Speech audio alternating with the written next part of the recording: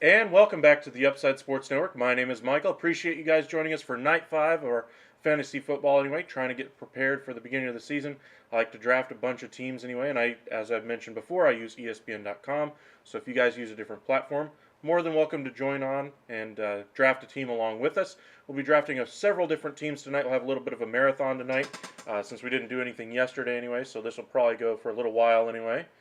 So we'll start with probably a snake draft, and we'll definitely do some salary cap stuff, auction type drafts anyway. So if you're playing on Yahoo or ESPN or wherever you like to play, hope you guys have a great season. And without further ado, let's get underway.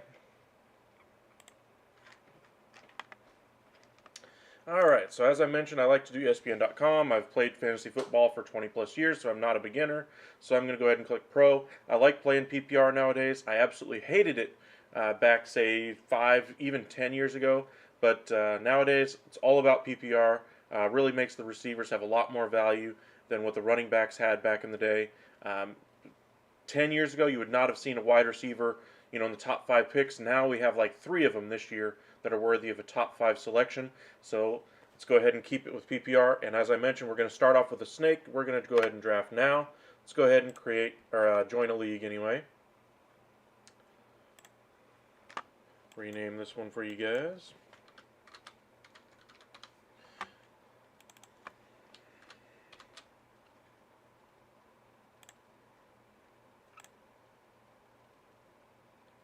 Alrighty. Got already 5 teams in here. This should fill up fairly quickly. Just to update you guys on how the drafts have gone anyway, or the teams have gone anyway since we've drafted them on night 1, 2, 3, and 4. We've had a couple of trade requests that were absolutely ludicrous, so be prepared for those. For instance, somebody was offering me Brandon Ayuk and I can't remember. I want to say it was like Marquise Godwin or something, who's not even on a team right now, in exchange for Justin Jefferson and Deebo Samuel. So that's the type of trade sometimes you can expect. In that same league, after I declined that trade, I noticed that a trade had been accepted, and unfortunately, you see people try to take advantage of the system. So you saw how I did this as far as join a league. Well, then they have have another friend, or they do another computer and have draft a league right along with it. and try to load up on players. Well, they traded like Cooper Kupp and Aaron Jones and Bills defense and Jalen Hurts in exchange for like absolute garbage players, like 14th round selections and later. Yeah, that's not going to fly. So the league vetoed the trades itself. I wouldn't be surprised if ESPN actually indefinitely suspended them. Back when I was a kid, I thought I would be cute and try this. And for one league, it actually worked. I got to see how, having the best players at every position really worked out. I tried it again when I was like 10 or 11 years old, and yeah, that account got indefinitely banned. So yeah, don't do that. I mean, it's nice to have the win every single week, but that's not why we play, especially if you're in a free league. There's no point. So make sure you follow the rules. It's not that hard. Have fun with your team. Still try to take advantage of the other team. Heck, if I had agreed to the trade for, Justin Jefferson and Deebo Samuel for Brandon Ayuk, I mean, that's on me for accepting the trade. But don't cheat. Got 3 seconds left till this room gets open.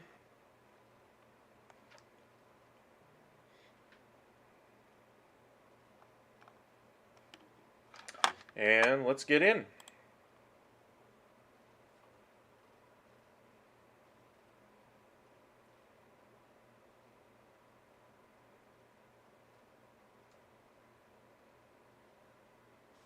Waiting for that to get going.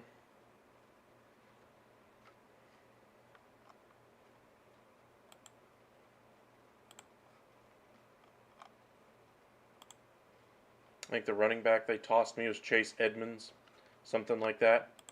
But just waiting for this ad to get over. Oh boy. So if you guys have paid any attention to any of the drafts that I've done, I haven't been able to get a first or second spot or the 9th or 10th. We got the number 1 pick. How about that? That's a good start to the day. Obviously the pick will be Jonathan Taylor, excuse me. By far the best running back in fantasy. I do think there's an outside chance Austin Eckler gets up there this year. Just because it is a PPR league and he's probably going to catch the most passes out of all the running backs this year. The question will be if he stays healthy. But this is an easy no-brainer pick with Jonathan Taylor. And the bye week actually works out for a lot of the other players I like to take. This should be a very interesting team. Now, as I mentioned, I do try to trade the number 1 pick when I have it in the past. Not really a chat feature this year. That's usually where I do it, just chat down here in the bottom. And if you're wondering how I would do that, well, in the past, you would trade like your number 1 pick and your round 16 pick and get the team's 2nd and 3rd round pick, something like that. Nowadays, since you can't really chat during the draft anyway, at least I'm not going to try anything outside of this screen to make it to chat anyway. But after the draft is over, then you can trade all you want. You can propose trades, accept trades, decline trades, go to the waiver wire, pick up people who were left off.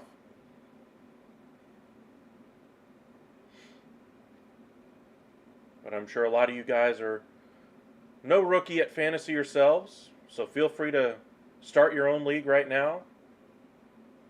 It's a Labor Day, and I'm off tomorrow, so we'll be doing a lot of live streaming for you guys tonight and pretty much most of the day tomorrow.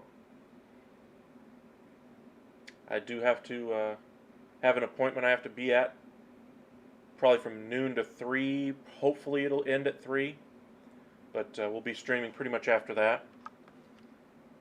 All right, number 1 pick, obviously Jonathan Taylor. There we go.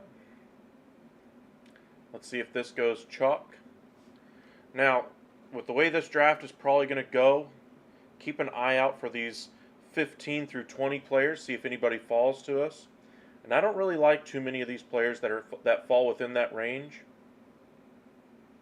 Cooper Kupp and Justin Jefferson go off the board quickly. Derrick Henry before Eckler. Wow. We do have some auto drafts in here, so this should be interesting. A couple of the players I like this year more than most, Deebo Samuel, just because of the rushing ability he has. For the most part, has gone chalk so far. Your first rounders are still your first rounders.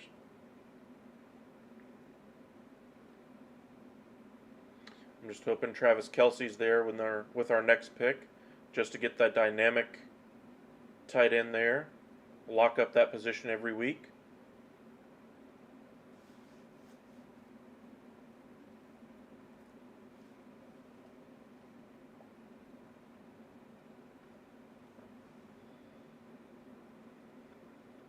This very likely will be another auto draft. So expect Najee to be gone and Kamara at the very least. And then Deebo's definitely going to be gone.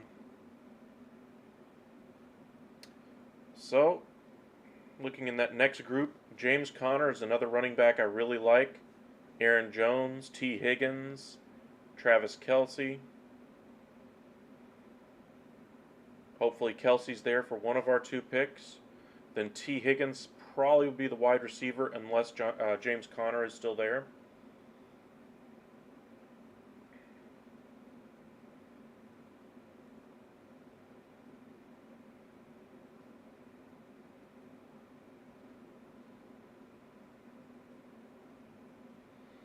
There goes Najee as expected.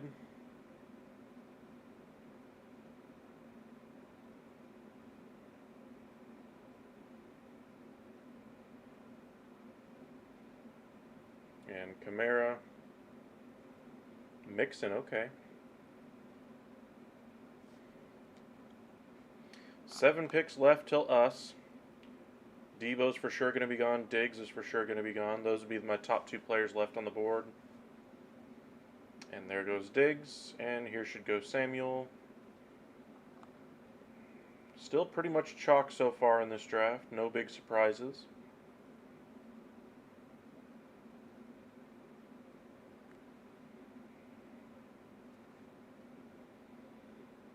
Lamb, Hill.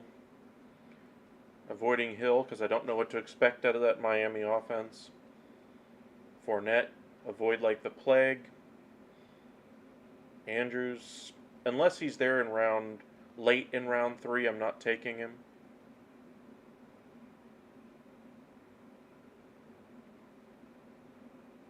Of course, I'm not going to have a pick at that spot, so I might have to consider him if Kelce's off the board.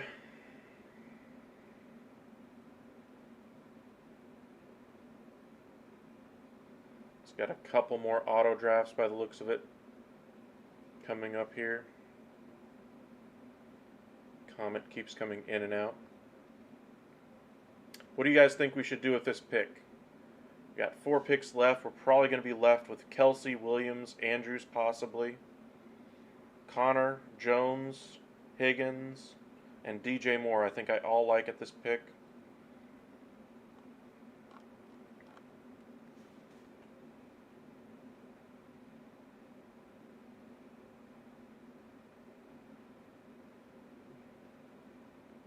Wow, and he goes auto. Okay.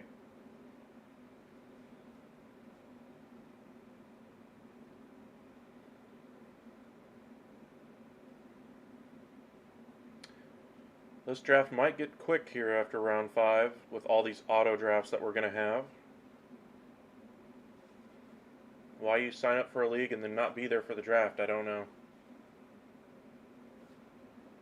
I know there's some people that like to stick with the auto draft and just see what their roster is and try to make it more challenging that way, but that's not me. I'd rather pick the players I want.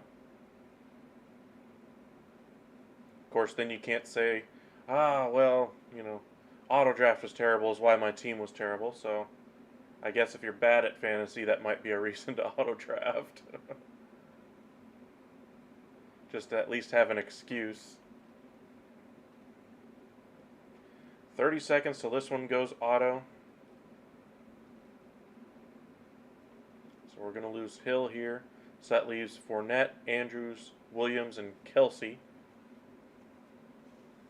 I'm hoping Kelsey is going to be there, and then probably James Conner. That locks up my running back spot.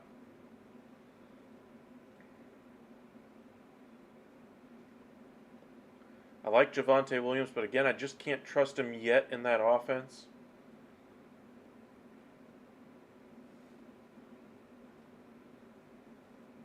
There goes Chubb, a little bit of a reach there.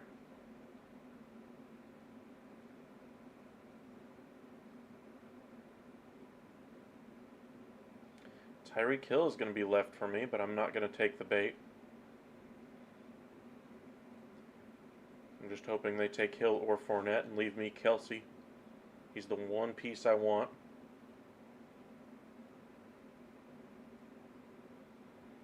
Thank you guys for joining us.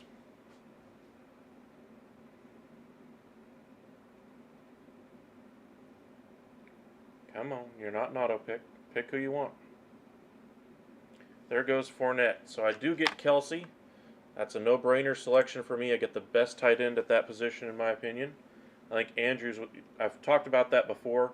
The Andrews connection with Jackson was not what you would have thought. He had a down year for the most part until the final few weeks of the season with Hundley, who really picked up his fantasy value. All right, so that leaves us with probably 4 good options here. Higgins is probably the best receiver, in my opinion, out of this group. Hill may be right there with him along with Allen. But Higgins is my favorite out of that group. I just think he's going to be borderline top 10, maybe top 5, depending on how that Cincinnati offense goes. Running back, though, I think James Conner, just the touchdown ability he has in that offense is going to be off the charts. Arizona likes to run the ball in the red zone, which is why I think he's so high on my board anyway. But Aaron Jones is right there. And Javonte, I already told you I can't really trust him. So for me, it comes down to Conner, Jones, or Higgins. Do I go ahead and take the best? I think at this point I have to take the best player at the position. 18 seconds left. Yeah, I'm going to go ahead and lock up Conner. Alright, so I got my 2 running backs, an elite tight end. Now receiver I'm going to hurt at, so rounds 4 through 8 I'm going to be heavy on receiver. Probably 4 of the 5 picks will end up on receiver. We got about 18 picks though until my next selection, so we got to plan for around that selection. Jalen Waddle is probably going to be the best option when we get there. He's going to be a target monster. Kyle Pitts could be there as a flex option, but I'm not really going to lean that way. Now, all of you who like to take Josh Allen in the 3rd or 4th round, good luck. I just think you're wasting the potential there. You might be getting an extra 2 or 3 points at the position with Josh Allen, and that's not worth a 3rd or 4th round pick to me. I'd rather have the extra spot on my bench or a better or more productive wide receiver. Somebody who can get me 5 or 6 points of an advantage every week.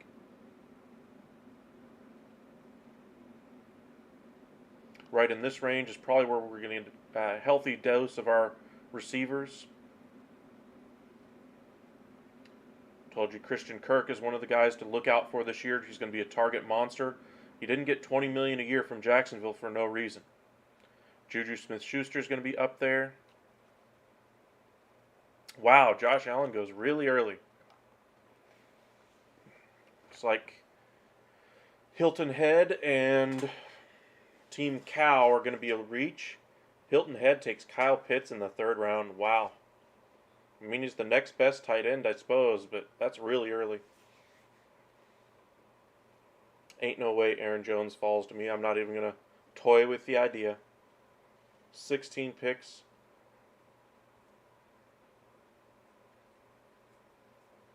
Now, DJ Moore could fall to me if people don't believe in that Panthers offense. He's going to be a target monster there as well. I wonder about the yardage for DJ Moore.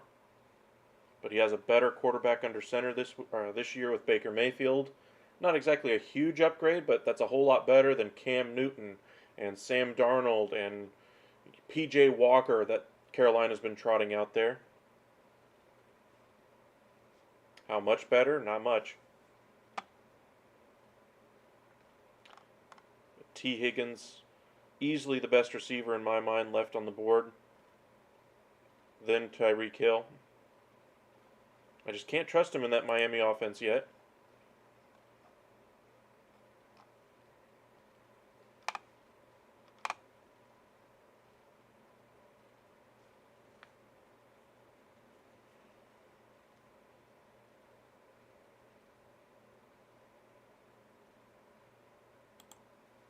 There goes Aaron Jones. Make sure you hit that subscribe button. Whenever we do go live, we'll let you guys know on Twitter as well. Check it out at the bottom of the page down there. Subscribe Upside Sports Network here on YouTube and follow on Twitter at UpsideSN.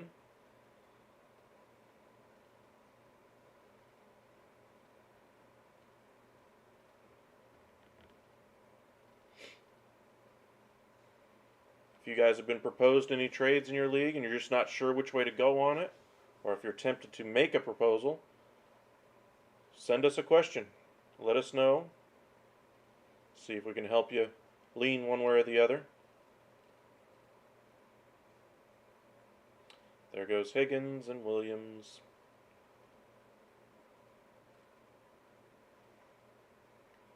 Looks like we're going to be left in this area again.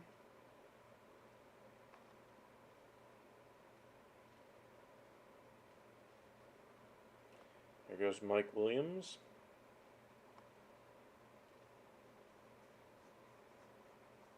Again, this is the first draft I've done this year that we actually had the number 1 pick. Obviously, you take Jonathan Taylor, set it and forget it. I've gotten 3 absolute studs on my roster so far. We'll see what happens with my wide receiver spot, though. I don't think I'm going to have a stud at the position this year, at least in this league. Am I going to have a borderline top 10 receiver? Maybe. We'll see what ends up happening.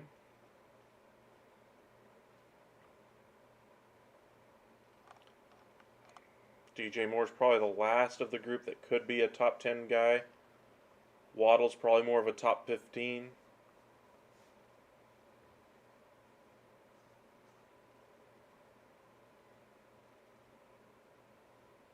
Seven picks left, and of course got 2 more people who've ducked in and out of the draft.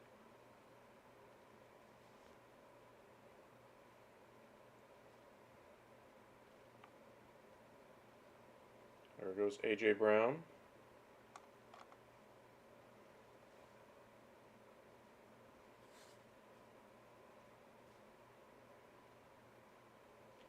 Really hoping these 2 hop back in, but I don't think they will.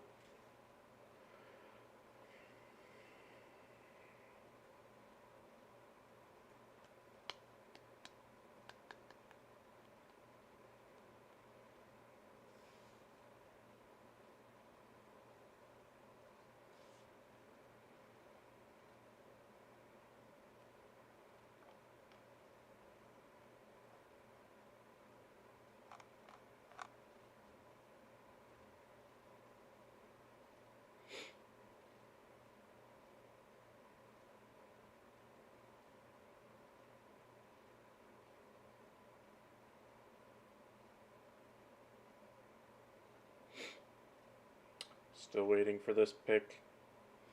You guys drafting along with us?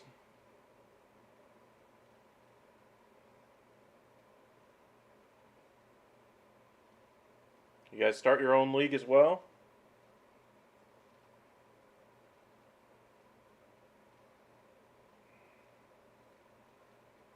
Ay, ay, ay.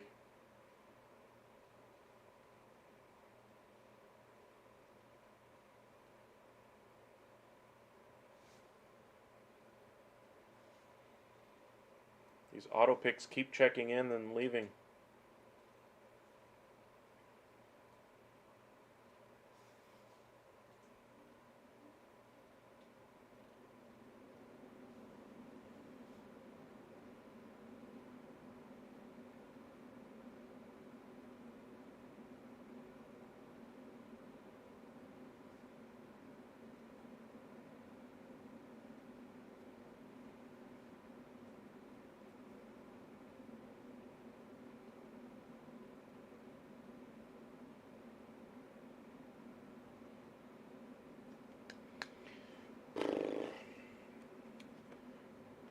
Just like you guys, I'm tired of these auto picks keep coming back in and then leaving again. Then we have to wait the whole minute 30 all over again. If they're going to leave, they should just hit that auto pick button right there in the top left so we don't have to sit there and wait for them.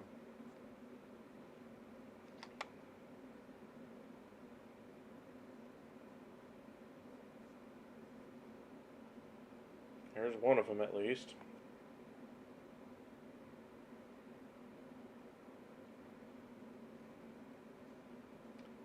And now we gotta wait another 3 minutes for these two.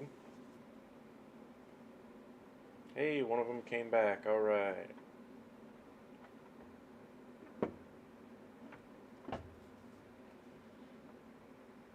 Alright, so we're left with, got 3 picks left until our pick. We do need a receiver. Right now it's clearly Jalen Waddle in my mind. I don't trust Diontae Johnson. Sounds like Mitch Trubisky has won the job there in Pittsburgh, at least to start the season. Once Kenny Pickett gets in there, then I'll be more interested in seeing how that Pittsburgh team rolls. But for now, Jalen Waddle looks like my top pick anyway. Other options, there aren't really many. Kind of in the dead zone here in the draft. Late round 4, early round 5, where you're kind of picking between these players. I like more of this tier of back and receiver just because there's a lot more potential at all of those options. I'm just hoping Jalen Waddle is there for me here in a moment. Looks like Saquon's going to come off the board here. Just fine by me.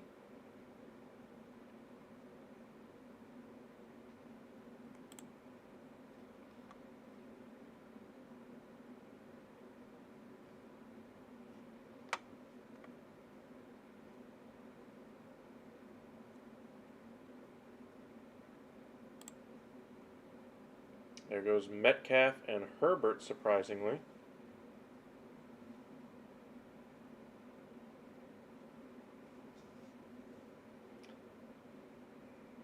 This is the area of the draft where we've seen surprises.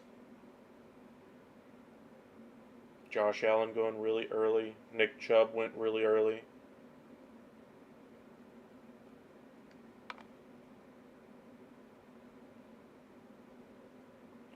Alright, with our second pick, if Waddle is gone anyway, then I'm probably going to be looking in this range to try to grab somebody that I really like. Probably double dip at receiver. Maybe even at quarterback, we'll see. I'm thinking probably wait one more round for a quarterback though.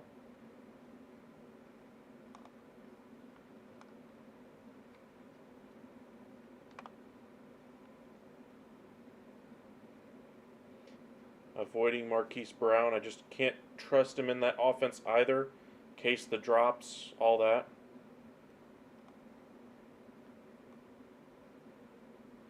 There goes Saquon, just fine by me.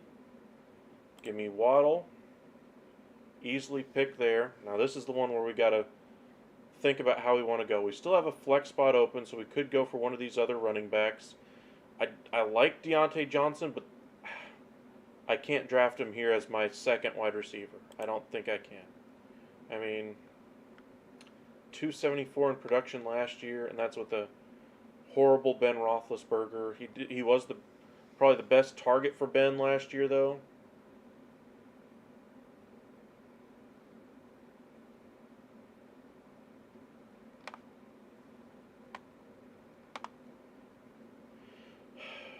Solid wide receiver 2.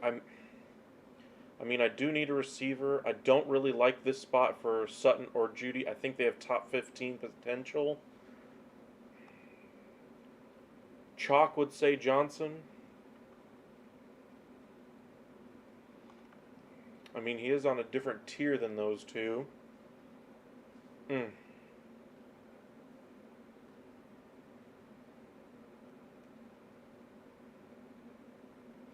He's at least a solid wide receiver 3, potentially a wide receiver 2 in my mind. Certainly better than Cooks. There's nobody else really I like at this pick.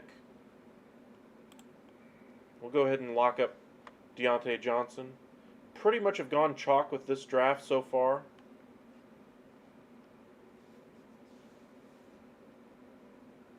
Now, if you watched my videos before on draft night 1, 2, 3, or 4, now that Dameon Pierce has had his role significantly increased, named the starter there in Houston, he has a chance to be Rookie of the Year, Offensive Rookie of the Year anyway, in Houston. This is about the range where you could see a Dameon Pierce go as people try to reach for him now that he's locked up that position. I think Houston is going to be a very good running team this year. They haven't been for probably 10 years or so. Think back to the days of Arian Foster and those guys. But I think we might finally see the return of a very fantasy relevant running back out of that Houston system. And I think that's going to be Pierce. So let's go ahead and put him in our queue. Still got 18 picks until our next one. So we got plenty of time. So I'm going to go ahead and put in a few players that I know I'm going to like later in the rounds. Romeo, of course, I like him. I'm going to go ahead and put Pickens in here because if I have Johnson, I want to have Pickens just in case later in the draft, say round 14 or so. There goes Cooks, fine with that. All right, so there's our quarterbacks left. There's really 3 top-end quarterbacks left on the board, Jackson, Murray, and Hurts. Of that group, I would rank them Hurts, Jackson, and then Murray. In fact, I'd probably rank Murray even below Brady, honestly. But Hurts, to me, is by far the best option. He probably will be our next pick, if he's still there. There's still a lot of picks in between here, so he might very well go early here. Seeing a run on those picks that I couldn't pick between. Cordarrelle Patterson going really early there to Hilton Head. I want to check out his team anyway.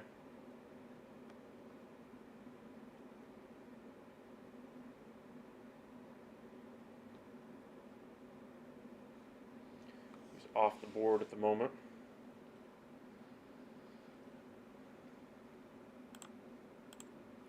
Looking at the running backs left, there's a couple of running backs I like in this spot, Dobbins and Mitchell. I like both of those guys. Looking at the big board, we're getting to that area where Jerry Jeudy and Cortland Sutton will come off. I'm still going to need another receiver though.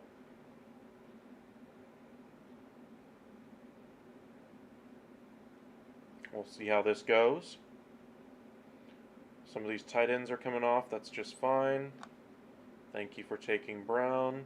Got 3 auto picks in between, so hopefully this draft will start to get moving now.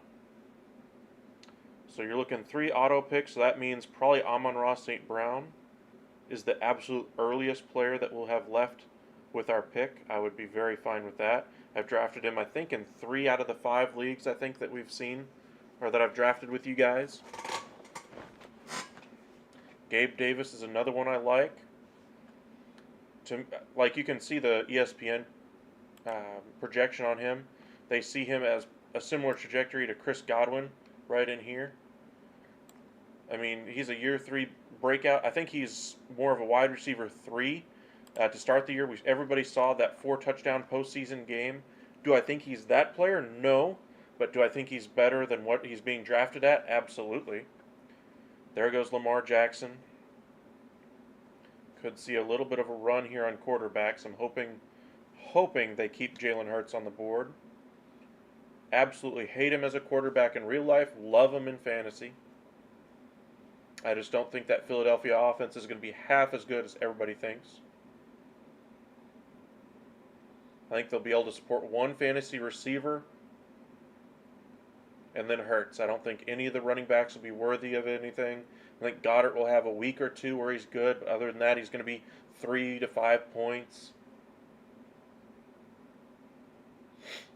Other weeks he'll have, 8 catches, 160 yards, and 3 touchdowns. Other than that, he's not going to do much, I don't think. I think that offense is going to be very inconsistent. There goes Kyler Murray. The last good quarterback is left is Hurts, so if he gets there, he will be the pick for me. Got 4 picks in between here and there. So we're probably looking at Mitchell, Davis, Brown, and Dobbins. There goes Hurts. Dang it. Well, now that the top guys are off the board, no point in reaching for anybody. Looks like everybody else is starting to reach a little bit here. So they might actually leave me with a couple of good players. I'm hoping they take Dobbins off the board because I really like him, but I think his production is going to be inconsistent because of how they use their backs with Baltimore. What I'm hoping happens is that they turn him into their featured back, but they've never given him more than 20 carries or more in a game. We'll see if this is the year for it. Alrighty, so Courtland Sutton is still on the board. We do need receiver. We could go chalk and take Sutton and Dobbins both. I like Amon-Ra St. Brown and Gabe Davis. They took Elijah Mitchell. He was the running back I was thinking about in this range. Dameon Pierce is really high up there as well.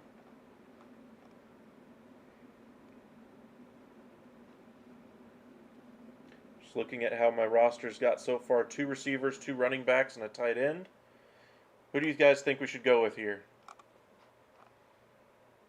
Sutton, I think, has an outside chance to be a top 10 receiver. I think he's got the floor of a 20, just because Russell Wilson's going to be that much better for that offense. I think let's go ahead and take Sutton first. And then I really like Pierce. I just don't want to lose him. I think if I don't take him here, I'm going to lose him. Now, is Pierce better than Amon-Ra St. Brown or Gabe Davis or J.K. Dobbins? Honestly, I'd probably take Pierce over Dobbins. Now, would I take him over Amon-Ra St. Brown? St. Brown would be my 4th receiver. He'd be my bench spot every week. Gabe Davis, same kind of a thing. I'm just that high on Dameon Pierce, so I'm going to go ahead and make sure I lock up the running back I like. I don't think he would have been there at pick 79 when the draft rolls around to me again.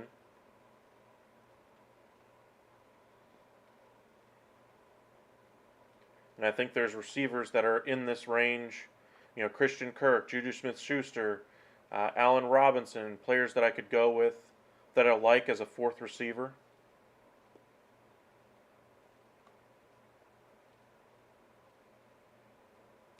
Now, Tom Brady's probably the one quarterback I still like this late in the draft. There's still a bunch of them, though, in this range that you could go with. Trey Lance is the one upside player that I've talked about in almost every single one of these lives that I've done. He's the one lottery pick, lottery ticket for you guys at quarterback. If you have a chance to get him in round 10, get him. I don't care if you got, the best quarterback in the league on your roster, get Trey Lance. The reason being is because if he goes off, he's going to go big. And so we're looking at possibly, number 1 quarterback overall potential with Trey Lance. There's not many players that you can draft this late in your draft that have that type of potential. There goes Juju really early. Here's another running back I really like, A.J. Dillon. If you get A.J. Dillon as your 4th running back, you're doing good. Rashad Penny, another one who's going to get tons of volume in that Seattle offense. Of course, the issue with him is injuries. And there goes Rashad Penny really, really, really early. Wow. Renfrow goes really early there. Raheem Mostert, I'm going to go ahead and cue him as well. If you've watched my draft videos in the past, he's been one of my 4th or 5th running backs in most of my leagues. Just because of the connection between he and Mike McDaniel, I think he has the potential to be a number 1 back when healthy. The question is, how many games do you get that production? So make sure you have a couple of studs ahead of him. Now, am I starting him over a guy like, James Conner? No. But will there be weeks when he has a better projected, point total? Yes. Got 10 picks left until mine. Here goes Gabe Davis. Seeing some interesting reaches at positions now. Joe Burrow going really early.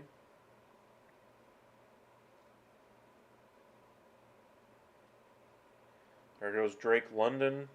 Again, a player I'm steering clear of. He could be the Offensive Rookie of the Year as well, but receivers, it's very difficult for a receiver to win the award just because it's hard for them to get the volume, especially on bad teams. Antonio Gibson goes way early again, even before CEH. Now, I get all the hate against CEH.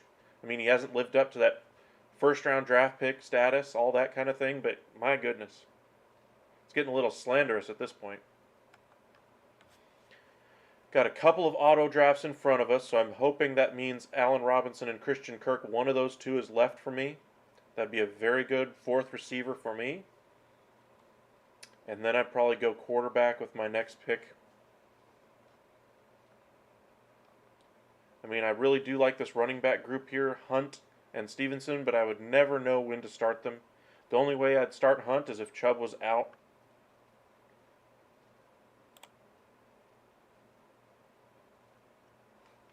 Well, it's been a pass-heavy offense in the past with Tyreek Hill there. I mean, welcome back, Ryan. I like CEH a lot more this year just because I think it's going to be a lot more of a traditional Andy Reid offense. Think back to the days of Brian Westbrook, more of the elite running backs that they had back then. They relied on that type. They always have relied on a committee, but I think CEH has a real chance to take the position. However, if he falters in week 1 or week 2, there's 3 other running backs that they have in-house that they could turn to, and CEH could be, nothing more than a, bye-week fill-in type of a player. But I think the opportunity is there for him to be a top 20 back this year. There goes Hunt anyway, and CEH are both off the board. Looks like I might get my wish. Oh no, and there goes Brady. Darn. Jamal Charles, yeah.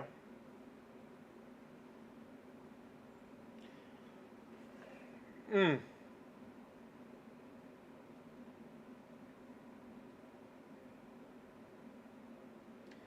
really wanted Brady because I think his floor this year is a top 10 quarterback. I think he's very likely to be in that 7 to 5 range as far as quarterbacks this year. The completion percentage is going to be really high. They're going to use a short passing game because of the offensive line issues. I think Fournette's going to be not very good this year, so I really like Brady this year. Disappointed I don't get him in this league. But that means I'm probably going to have to go with Trey Lance with my next quarterback pick anyway. And then go for one of the other quarterbacks that's left on the board, a Dak Prescott, a Matthew Stafford is kind of my safe top 10 guy.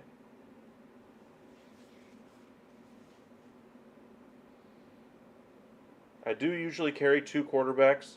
Every now and again, there'll be very rare opportunities where I draft 4 quarterbacks, and that's only because the way the draft board falls, it's way too much value for them or for those players to then go to later or to other teams for those teams that don't have a quarterback.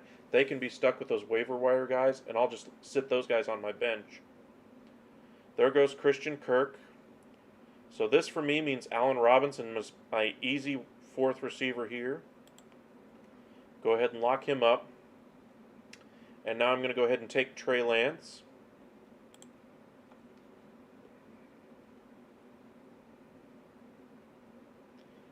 Well, everybody keeps telling me that. I mean, I was watching a whole bunch of people's different reactions to him missing time this preseason. I think that was already set before he even signed back with the Bucs, whatever he had going on. So, I mean, the team seemed very aware of it, that no big deal to them. Would they have liked to have Brady around in preseason? Absolutely. I mean, there's no better coach on that team than Tom Brady for that organization. No slight to their coaching staff or Arians before him, but I mean, Brady's the whole point of that team. If Brady's not there, when the cat's away, the mice play, we'll see how much work they actually got done. Of course, that team is loaded with veterans. They don't really have too many young guy issues to worry about.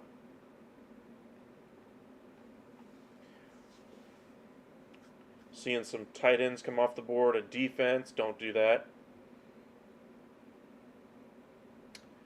So you still got Aaron Rodgers here. He's got potential to be a top 10 quarterback. Do I think he's a lock for top 5 anymore? Absolutely not. Russell Wilson, does he bounce back with Denver? You'd hope so. But again, you saw how his numbers were last year with the Seahawks. Granted, it was his first year with real injury issues as well. But I've got my home run hitter in Trey Lance, so now I just need a steady Eddie at quarterback. So Prescott, Rodgers, Stafford could be in the mix.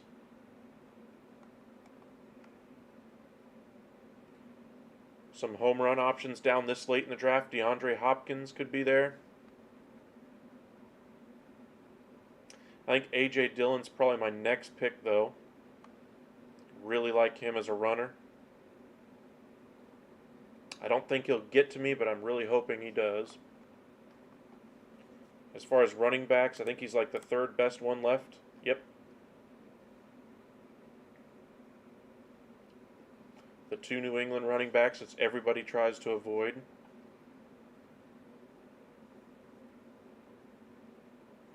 Got 4 auto picks in between.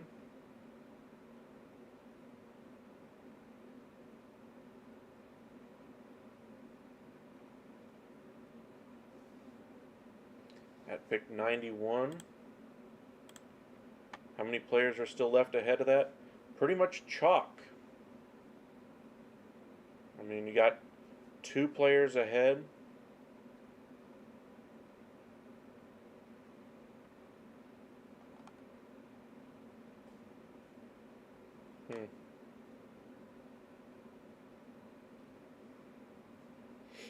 But I understand the hesitation with Brady. I just think the offensive line issues pretty much ensure Brady's going to have a really high completion percentage, and then they're probably going to have a more of a short passing game attack around the goal line as well, as opposed to a guy that runs it in, because that offensive line isn't going to be able to get push in that final 3 yards.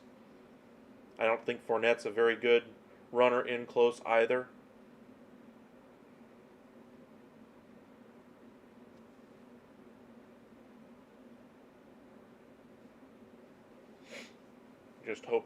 Just hoping A.J. Dillon's still there.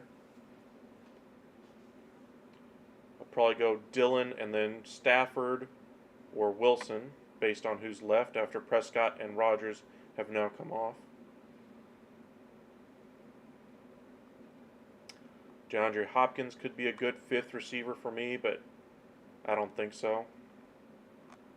There goes Stafford, so that pretty much leaves Wilson. They're both week 9 buys. That does worry me, because I only like to carry 2 quarterbacks.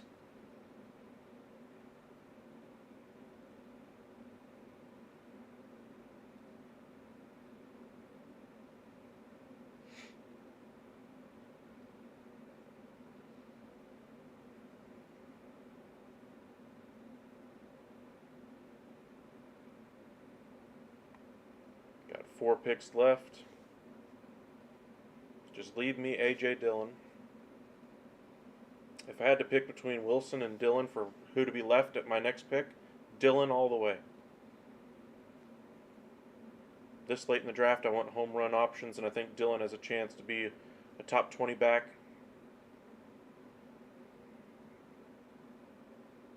I might get both. Of course, this guy likes to reach for players, so maybe he reaches for one of mine again.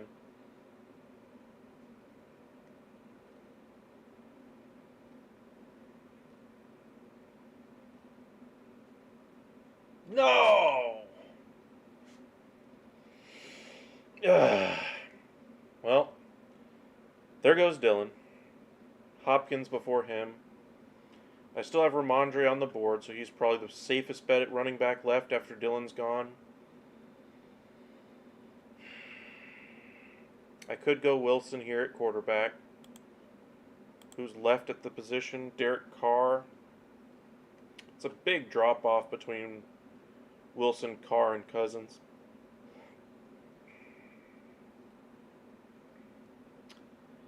I guess I'll take Russell with one of my picks. And then I think I'm going to go with Ramondre just because I think he's going to get some pass-catching work out of the backfield. But again, it's the New England running back system, so...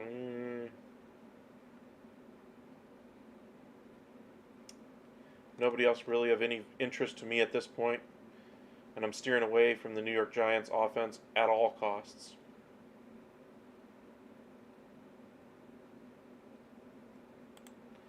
There goes Ramondre. Alrighty, so I got my 2 quarterbacks. I got my lock at tight end with Kelsey. Getting this late in the draft, I got 3 bench spots left. Pretty much all 3 of them I'm thinking will go with these 3 players here, Mostert, Pickens, and Romeo.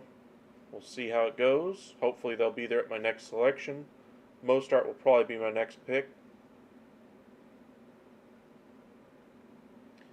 One other player I do like to draft, he's around 207, 211, somewhere in there. There he is, 213. Darrell Henderson.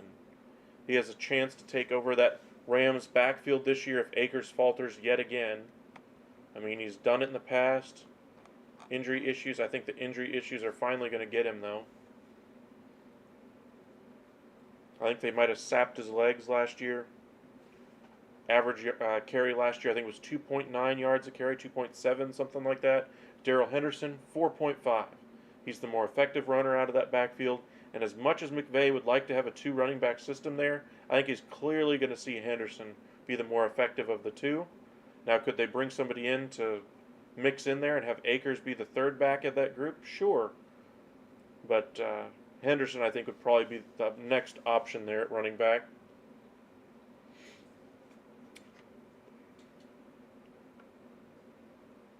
Just looking at my receivers, I still got Courtland Sutton, Deontay Washington. Both of those are Week 9 bye guys. I got a lot of Week 9 bye opportunities, though.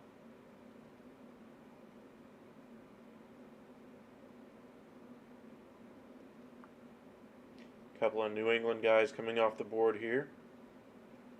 12 picks to the next one. After this draft, we'll kind of check out the team, how it laid out, see if anybody fell into waivers, and then we'll go ahead and start our next draft. You guys tell me, do you want to do a auction draft, salary cap league, or do you want to do another snake draft? It's been a while since we've done an auction. I think we'll probably do an auction. But you guys tell me, which one do you guys want to see?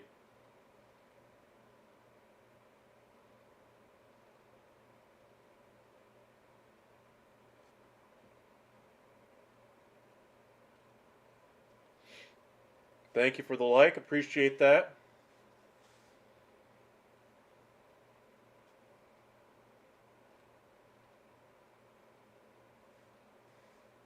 There goes Olave. I don't usually like rookie receivers, but Olave has a good chance in New Orleans. Maybe to be a wide receiver 3.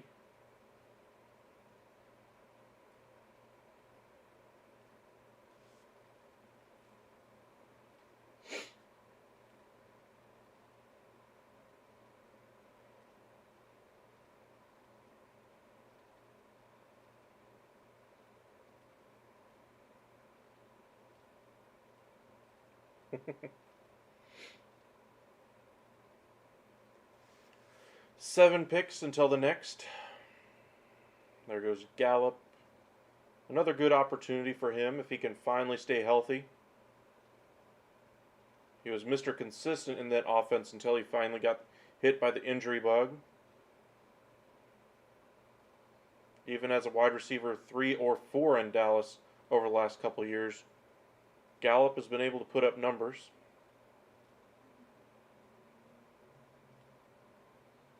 Last year was the first real year he didn't have the same production because of those injuries.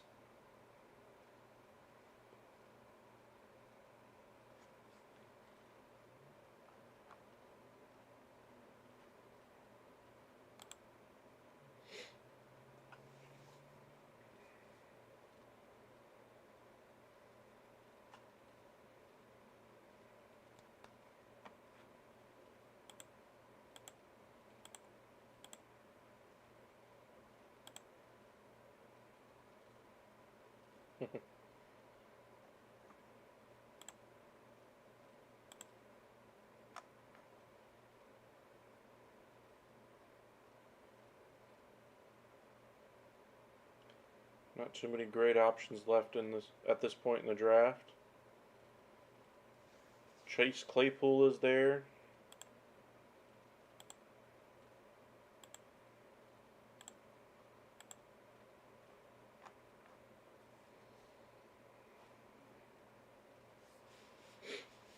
but if I'm going with another receiver out of that Pittsburgh offense, it's going to be George Pickens. I think Claypool could see a step back in his production this year, as I think Pickens is the future at that position, and they're going to try to feed him as the season goes on.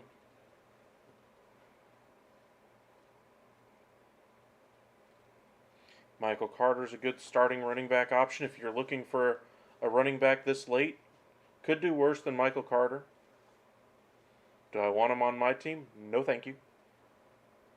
And if I'm counting on him to be one of my top 3 runners, no, thank you. But say Breece Hall goes down due to injury, Michael Carter gets the majority of the work in New York, and then you're looking at a top 20 back.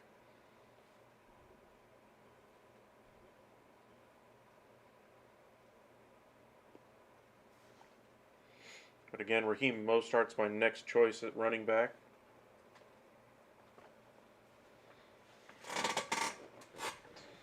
DJ Chark, thank you very much. I'll go ahead and take Raheem at this point. Locks up my 5th running back. At this point, I'll take Romeo.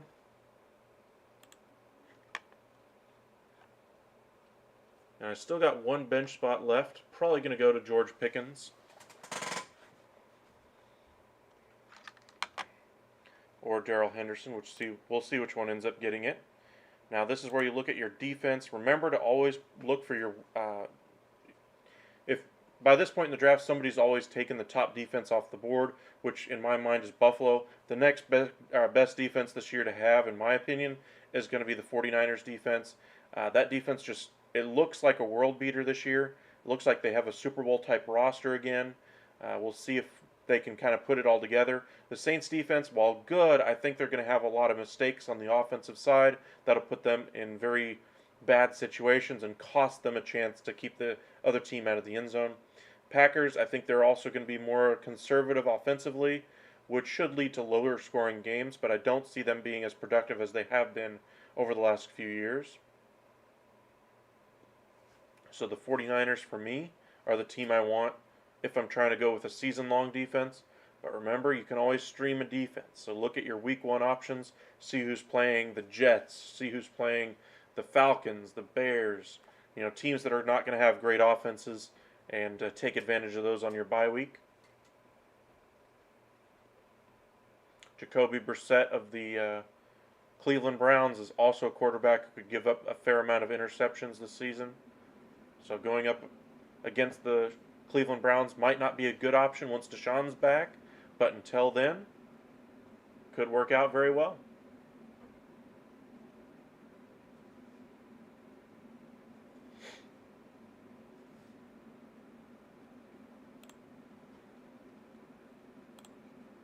And of course, kicker.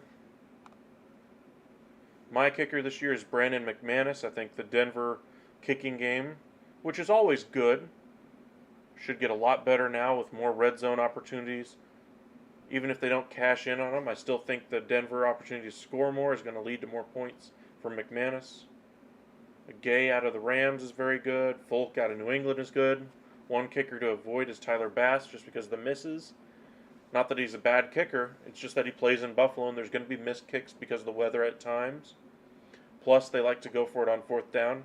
Anything less than 4th and 3, they might think about it on the opponent's side of the field.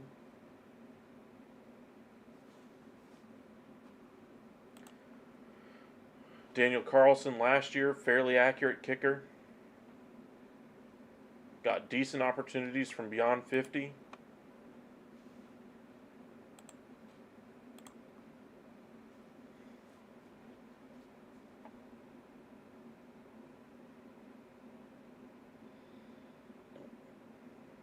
Dawson Knox is going to have a nice year. If you're needing a tight end this late in your draft, Knox is the tight end you want.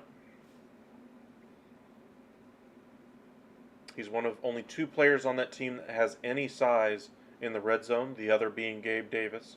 That's why you saw him get 4 touchdowns in that postseason game. Could we see that out of Dawson Knox? Absolutely.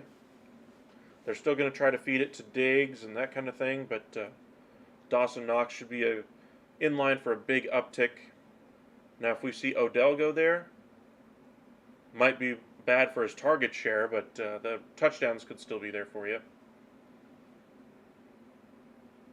My next two picks are likely to be George Pickens and the 49ers defense.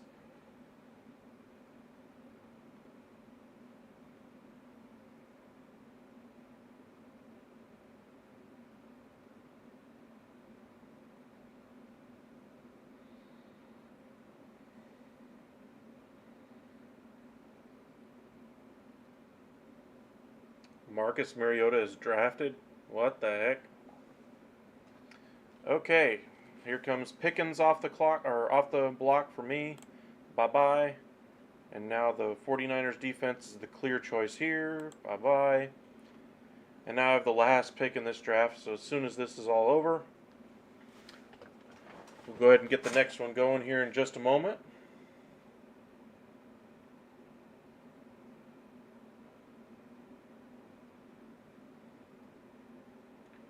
49ers defense is on the road in week 1, but it's against Chicago. New coaching staff, issues to work out. Quarterback who had a rough year 1 in Justin Fields.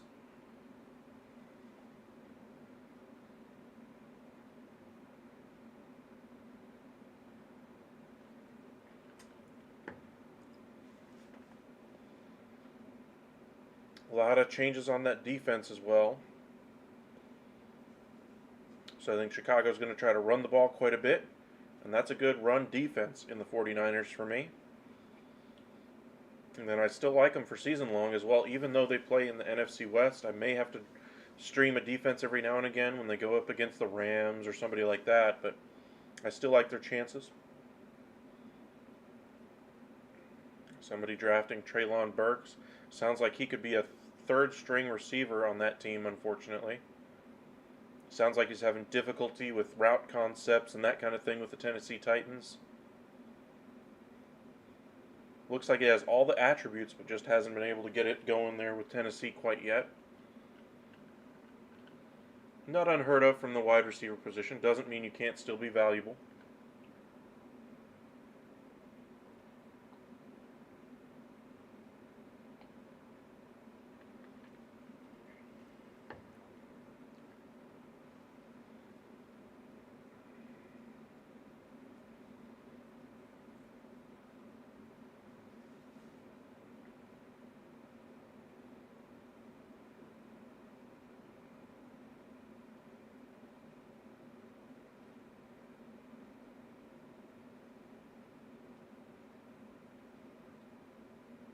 There goes one of my favorite kickers in McManus and Fulk, both off the board. There goes Henderson.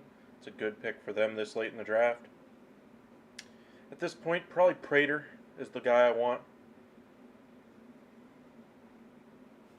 As I mentioned, we'll immediately start an auction draft right after this, salary cap league.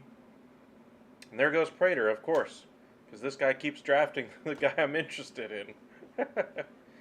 I don't know. 49ers offense, maybe. Robbie Gould's back.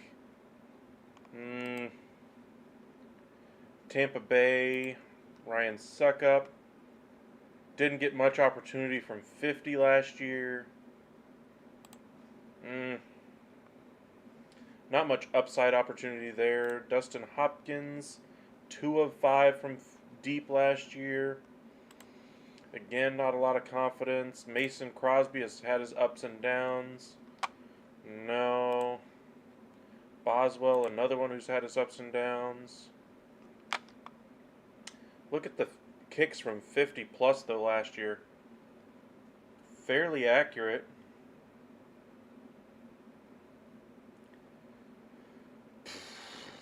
That offense isn't going to be as good. And so I think they could opt for more kicks anyway. Brett Maher's going to be the Cowboys kicker.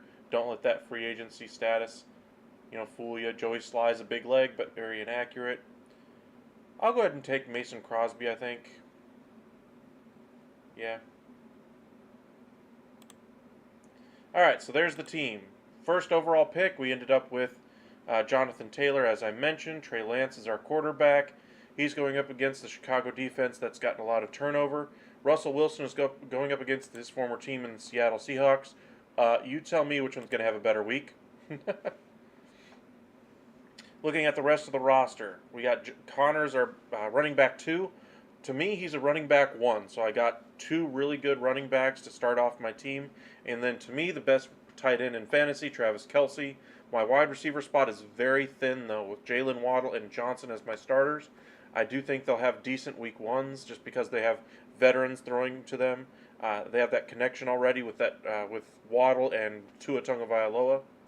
Cortland Sutton, he's the one piece on this I might move out, and I think I will. Although they are going up against Seattle.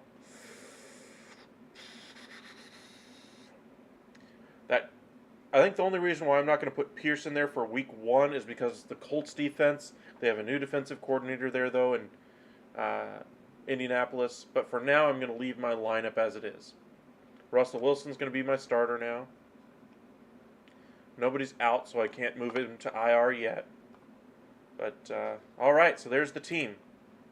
Now let's move on to the next league. This one, we're going to go ahead and join a public. We're going to set a salary cap. Draft now.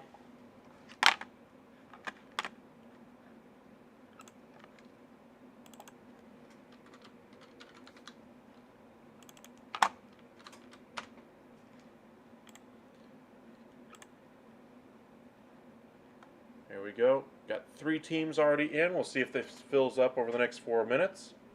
This will be our second salary cap league. We'll try to do it a little bit differently than we did last time. Try to get at least 1 first round option. Remember, I usually like to save my cash till the very end and get that group of round 4 through 6 guys that I really like. Get a whole handful of all those guys.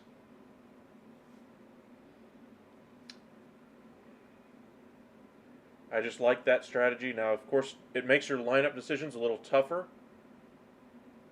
You have to pay attention a little bit more than you normally would, but you do have a lot more options to go to than, say, a guy who has, Jonathan Taylor, Deebo Samuel, and, 1 other first-round option, and that's it on their roster. And then they have guys like, Damian Harris as their running back 2, etc.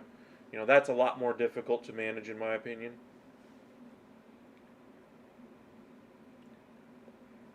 I never like to overbid for a player unless he's a premium type of players. There's only a few of those that fit that mold this year for me. Deebo Samuel's probably my favorite receiver this year, outside of the top 3 being Cooper Kupp, Jamar Chase, and Justin Jefferson, just because I think Deebo has the upside of being a number 1 wide receiver this year.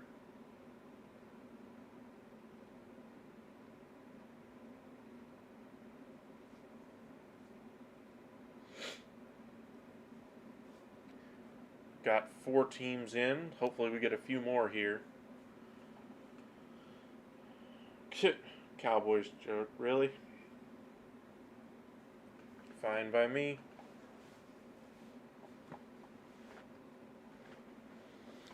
Somebody's been watching a little too much Stephen A. with that one.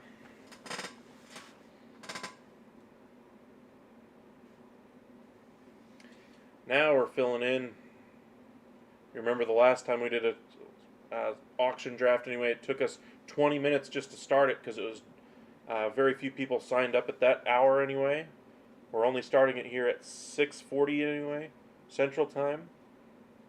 Probably has something to do with it, why it's filling up a little easier now.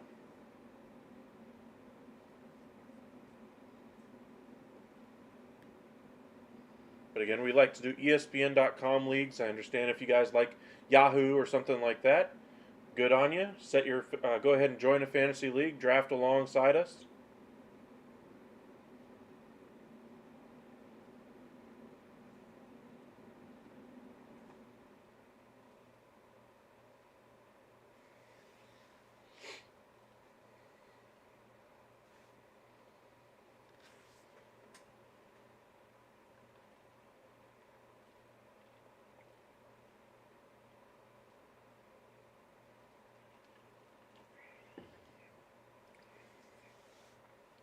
Quarterbacks always seem to go for higher than their worth in an auction draft. So if you want people to use up their money, send out one of those quarterbacks.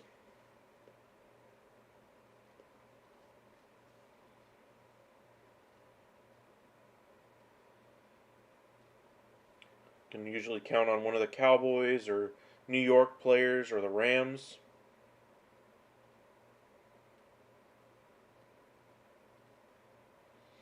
To eat up more salary from these other teams.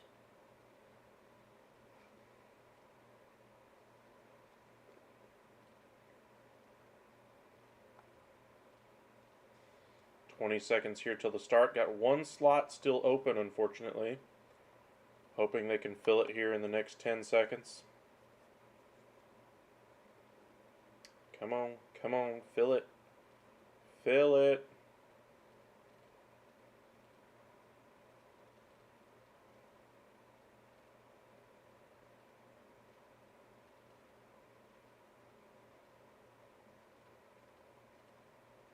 Damn. So close.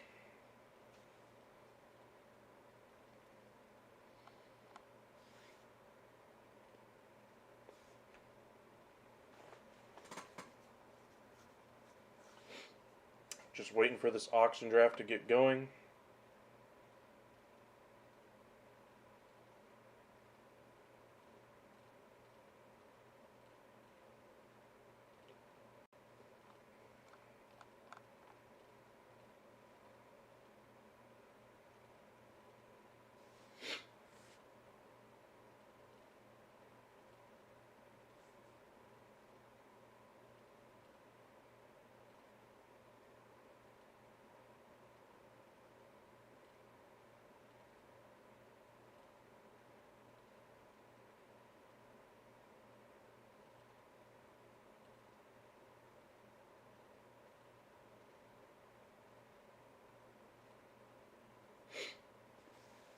Still waiting for somebody to join.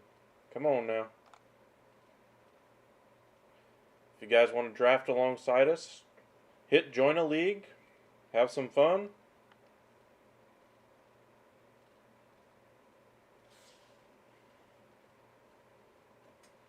Not much else to do on a Monday night, on a holiday anyway. Hope you guys had fun with your families this weekend. I know a lot of you guys like to barbecue. We did some burgers today, ribs yesterday. Worked out pretty well.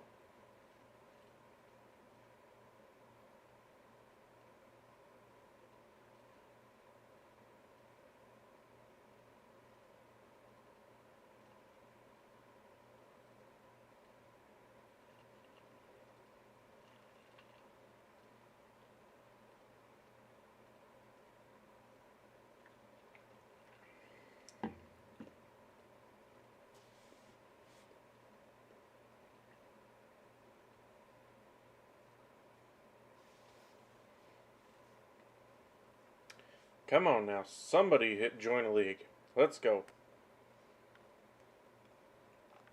Still got that one open roster, or one open team here. Gonna do an auction draft.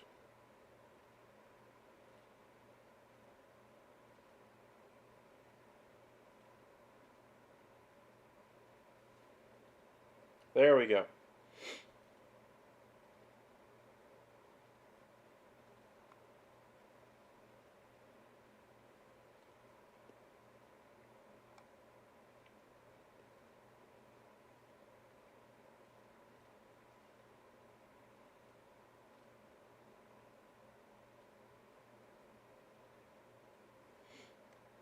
As long as nobody dips out, we'll be fine. Got a minute here before we get going. It's going to be an auction draft. You get $200 to build your roster with. You get about $185 as your max bet or max bid on any particular player. If you spend all of that on one player, you're insane. If you spend 80 on one player, you're insane. If you spend 70 on a player, you're insane. 60, if you're playing at the very top of the market, I suppose I could make an argument that that's at least reasonable.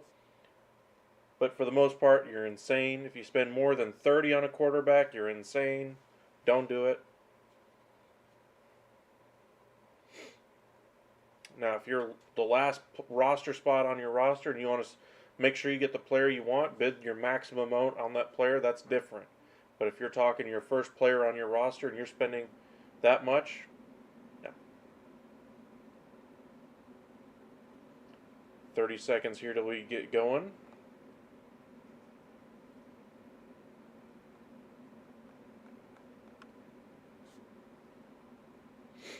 Thank you guys for joining us. Appreciate it.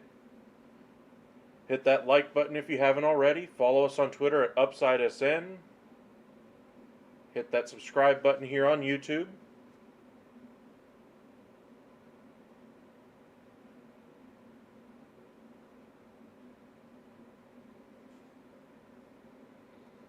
Three, two, one. As long as nobody dropped out, we should be able to enter our draft. Now, it doesn't really matter which spot you get at the top.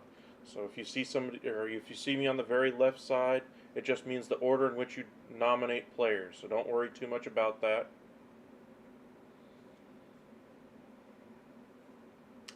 If you see it behind this ad, how everybody has $200, that means how much money they have left to spend on those players. Right over here, I don't know if you guys can see my cursor, I don't think you can, but there's the dollar value, anticipated value of each player before the draft begins. There we go. Now what I like to do,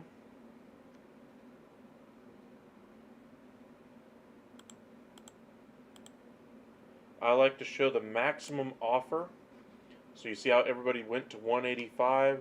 That's the maximum anybody can bid on one player. I like to get everybody underneath 100, and then I really like to attack the draft. We'll see how it goes. Looks like I will be nominating 8th anyway. We'll get a good feel for how this draft is going to go before my nomination at least. Usually the Bills defense also racks up money, so you want to get somebody to spend money on a defense, go ahead and nominate them. And hey, if you get them for $1, there you go. You can also set how high you want the bidding to start. So for instance, if you don't want it to be $1, $1, from literally $1 on a guy like Jonathan Taylor, go ahead and set the minimum bid for 31 or something like that. You can also jump up the bidding, so if you see everybody doing $1, $1, $1, you think Jonathan Taylor's worth at least 40, go ahead and type in 40 and push bid. Speeds up your draft considerably.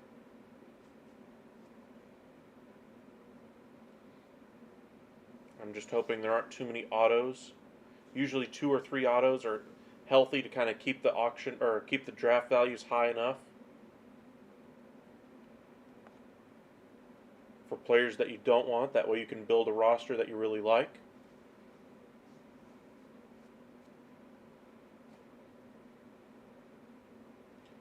And you don't have to get every single one of your favorite players, just build the best team you can. 20 seconds here till we get going.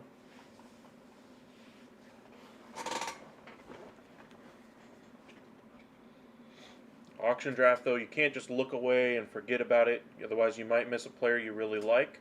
So once it gets going, pay attention. We're going to have 2 autos, it looks like, in this draft.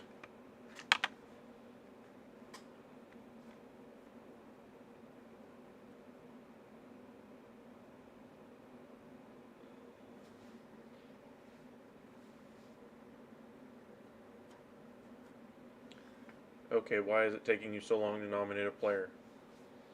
Debo. Ugh.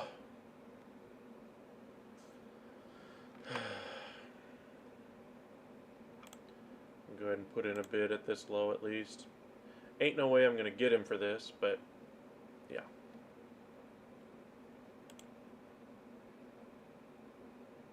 If I get him for 40, heck yeah. Oh.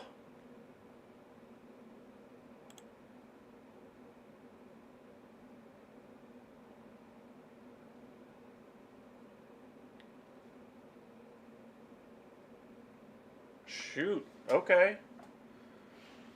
We got a little bit of a bargain on Debo. After telling you guys all along I like to save money, I get a player I really like for less value or less money than he's projected to early on. Okay. Okay, now here Cooper Kupp is expected to go for 59. We're already over that. The auto drafts are the ones that are bidding it up. So now you can see some of these real life guys come in now. At 62, I'm fine with that.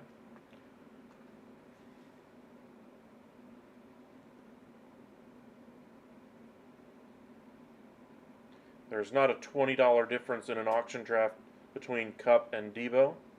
Safe to say I got the better end of that one.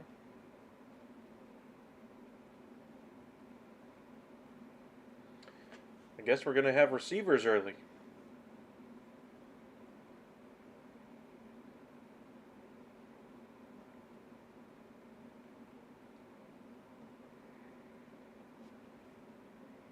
Another one going above value. His pre-draft value was 45. We're at 47.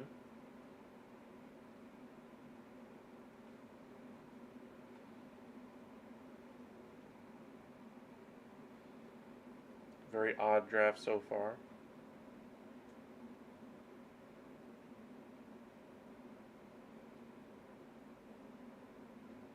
A kicker. Okay.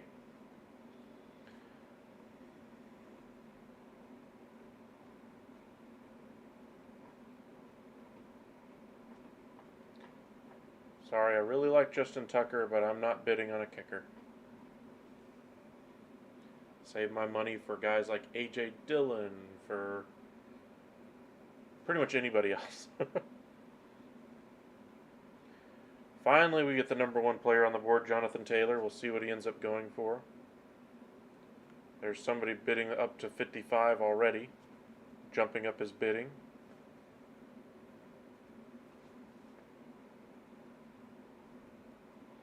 We're at 60. He is worth that, though.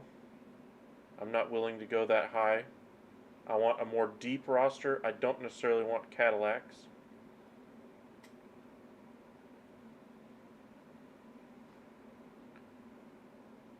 I'll take a few Chevys and Fords.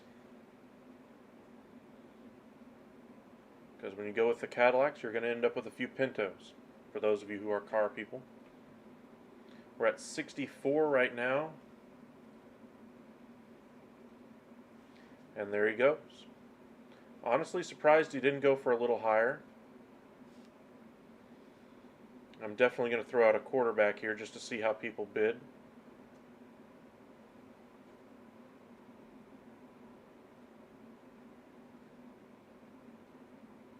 Here's Derrick Henry.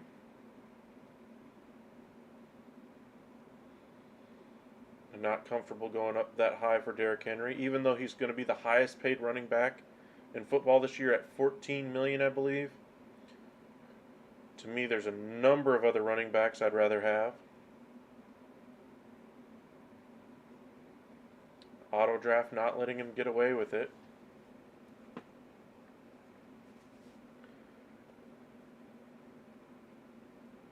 There goes the first salary to an auto draft player. Here's McCaffrey.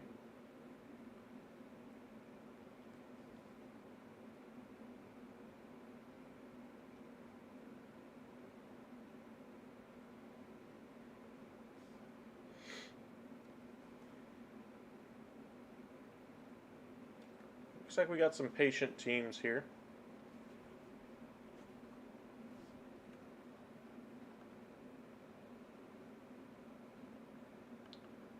Alright, we're going to go ahead and nominate Herbert. Just to see what kind of number we can get on him. Remember, his value before the draft was 10. And we're already at that.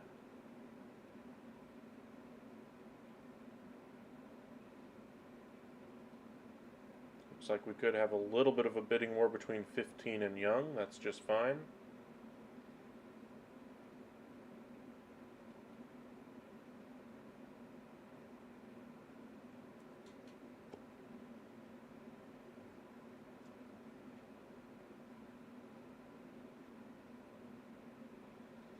Not bad.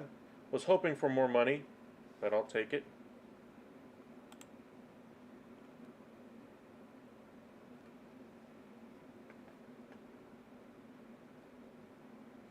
Eckler is a very good player. Hmm.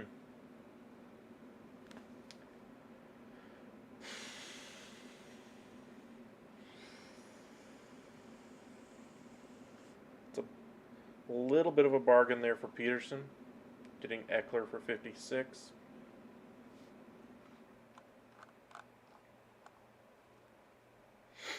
Let's see how another receiver goes here.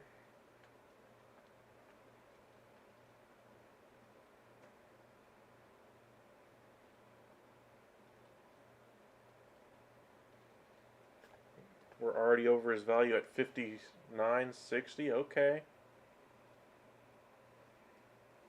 Looks like receivers have some value here. Peterson now with Eckler and Jefferson. But you see how quickly two players is now eating up most of his money.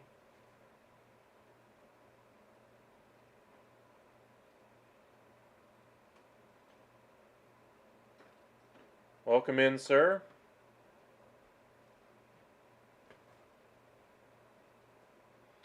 Joe Mixon, 43 value. If he goes for 35, I might be interested. Other than that, no. I'll be more than happy to let those auto drafts and other teams go after him.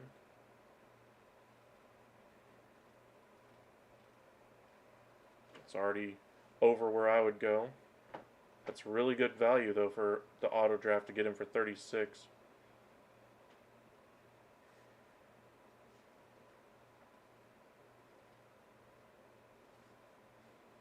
Guess everybody likes receivers in this draft.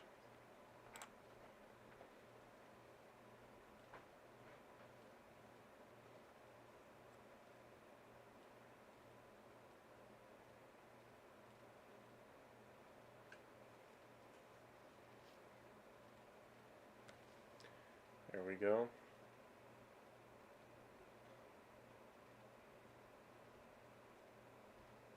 Up to 54.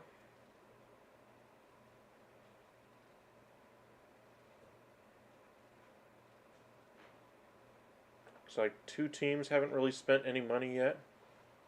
Another one got Justin Herbert for a little bit lower than I would have thought. Here comes the first tight end off the board in Andrews. His pre-draft value 36. If he goes for 25, I'm interested in. But other than that, not interested. Nope. Already out in my price range.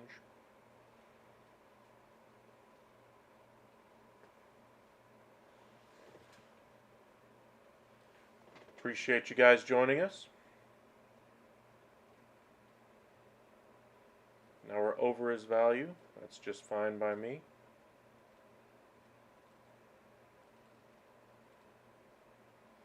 I'd rather have Kelsey anyway.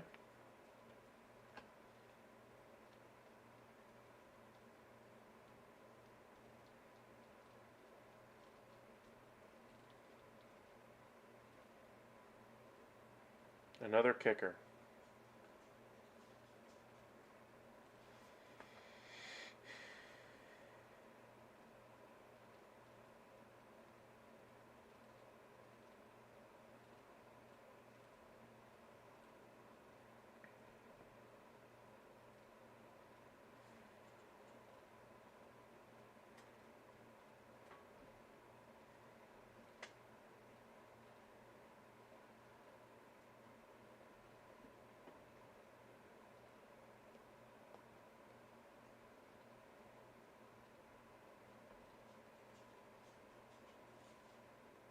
There goes Alvin.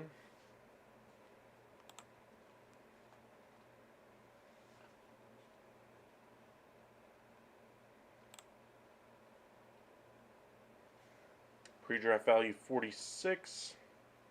I have zero interest in him at any of those numbers. This is still below market for him, but I'm not biting.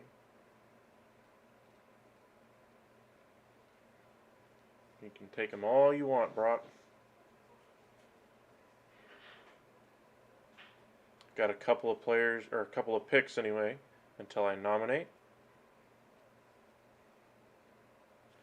Now Zeke, if he goes low, I might be interested in him. I don't think he will, though.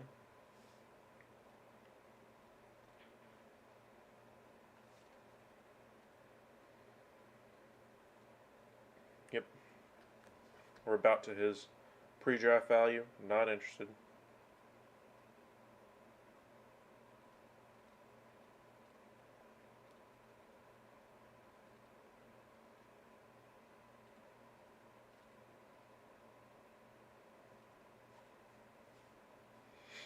Here's Najee, pre-draft value of 50.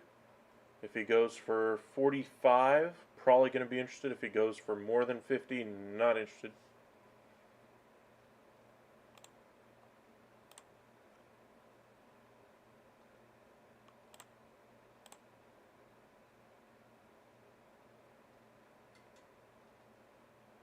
If I get Najee for 41, that's a good deal.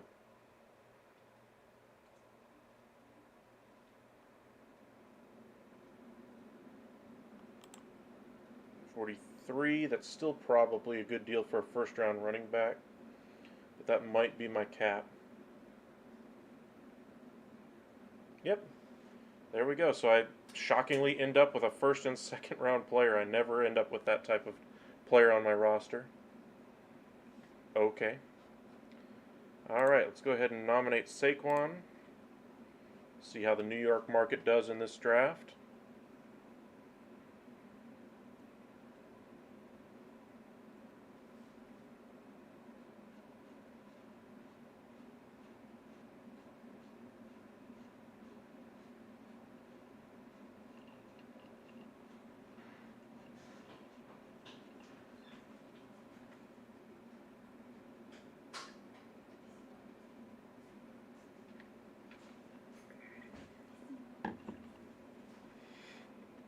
Still below value. One thing I got to watch though is I got 2 week 9s already.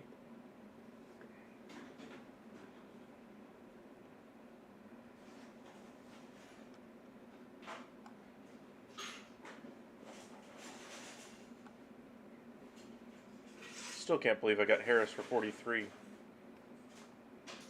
I'll take it though.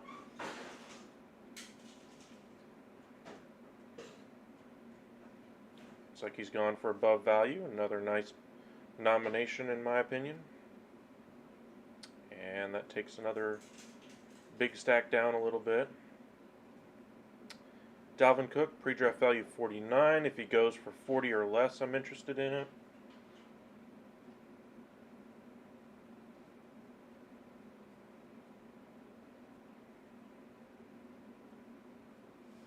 Well, he's at 40.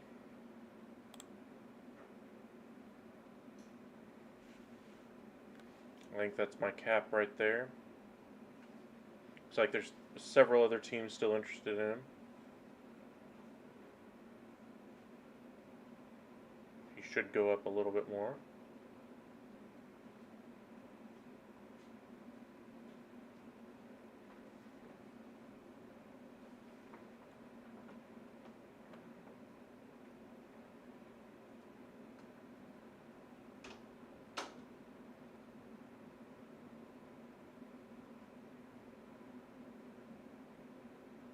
Dalvin Cook. Okay. I think I'd rather have Najee anyway. Just because the workload I think is going to be a little bit more for Najee than Dalvin this year.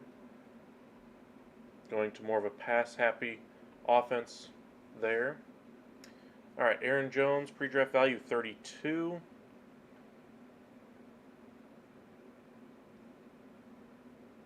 I like him pretty much at any one of those numbers, really. And we're up to his value already. Sometimes you're going to have to just wave goodbye to good players that you like, and here I think is one of them.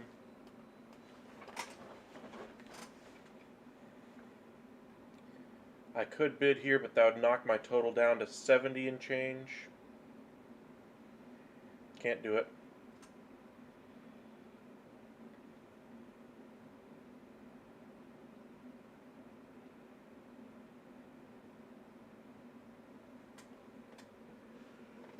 Pardon me. There's George Kittle. I'm fine losing him. He's the clear-cut number 4 tight end. Pre-draft value of 8. We're already at it. You guys are just fine bidding on him. I'll wait for Kelsey. Kelsey's probably going to go over slot value, but that's fine. For as much value as he brings, a week in and week out advantage at the position should be a win for me. Second quarterback off the board, Josh Allen. Pre-draft value of 18.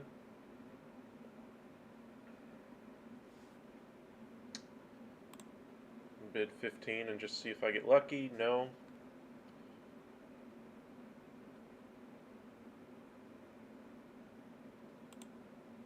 I'm not going to let you have him. Got to run him up just a little.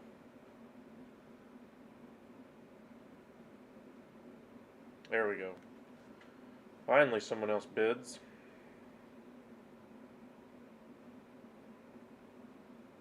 I mean, it's not a bad price to pay for a quarterback of his caliber, but anything over this, probably a little too much.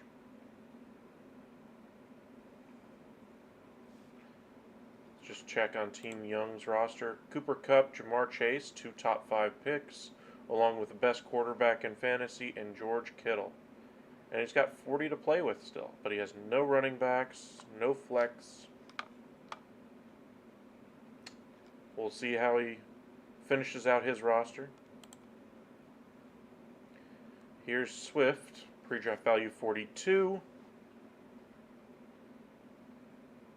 I don't think I'm going to go that high. I like Swift, but I am not paying premium prices for him. And we are at his value right now. No thanks.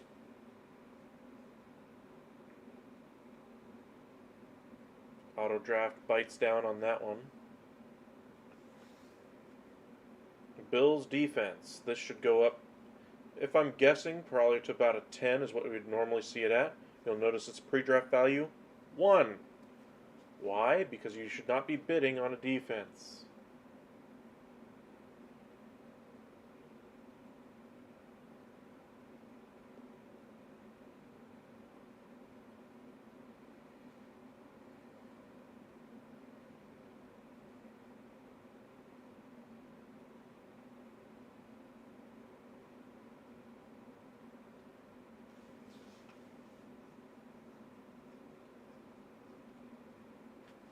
Bills defense only goes for $2? Okay.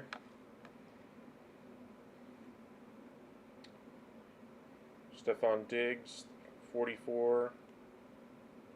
If I can get him for 37, that'd be a good deal. We'll bid 37 and see what happens.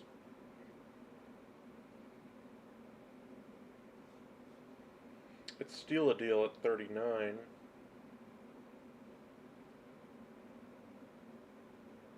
Two of the big stacks now going at it.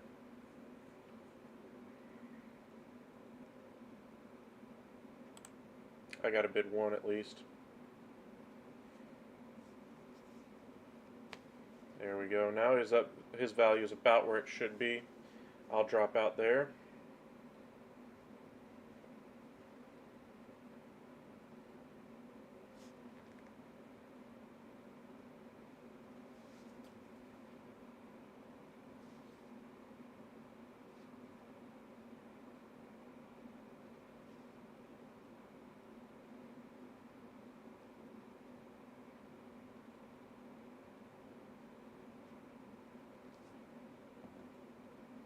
CeeDee Lamb, I'm not paying that price. Goodbye.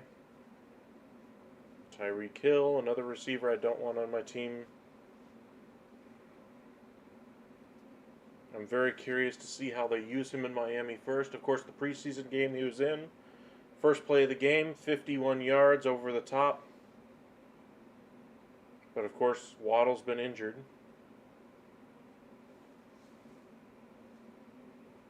I'm not paying that. More than happy to see him take Tyreek Hill.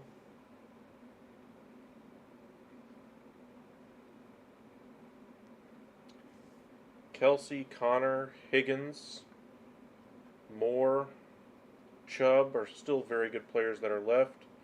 We'll go ahead and nominate him, Brandon Cooks, just to see if we can get some money out from those auto draft people.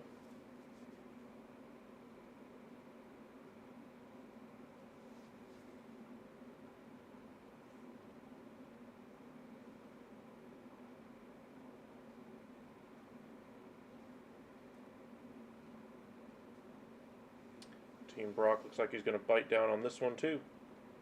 And now one of the auto drafts is down under 10 bucks.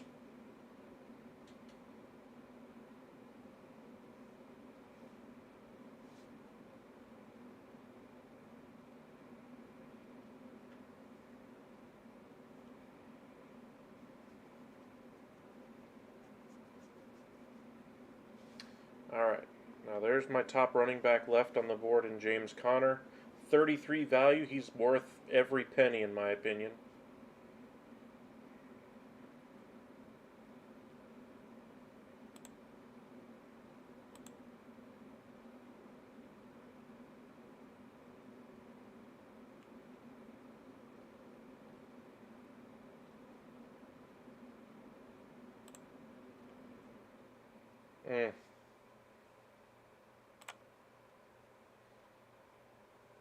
Okay, I think I've reached my max for James Conner. Even though I really like him as a player,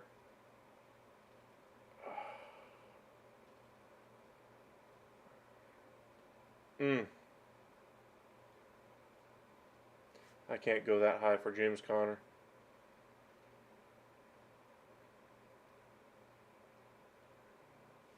Dang it. Oh well. Conner going for 40, okay. I mean, he's worth it, but not of my budget. Let's check out what Goodson's roster looks like. He's got Conner and Andrews, two good players.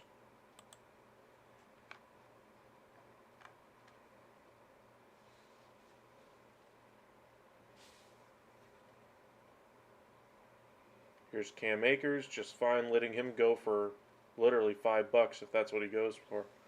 Auto draft should be richer than that though.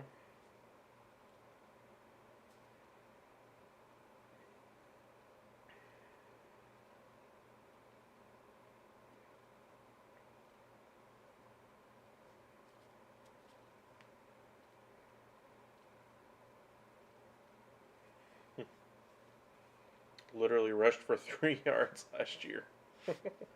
That's funny. He should do better, but I don't think he's breaking 1,000 this year. We're at 24 and got a couple of the bigger stacks left bidding on him. That's just fine.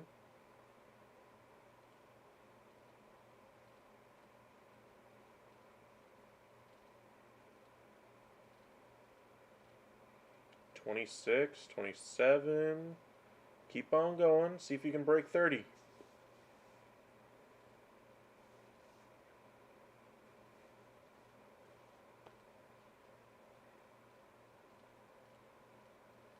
There he goes for 28.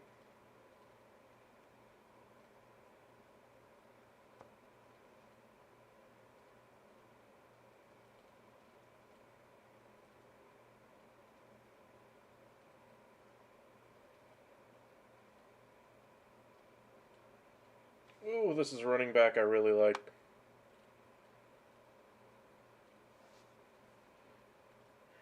He's probably worth 10 to 15 in my book. His pre-draft value is way too low.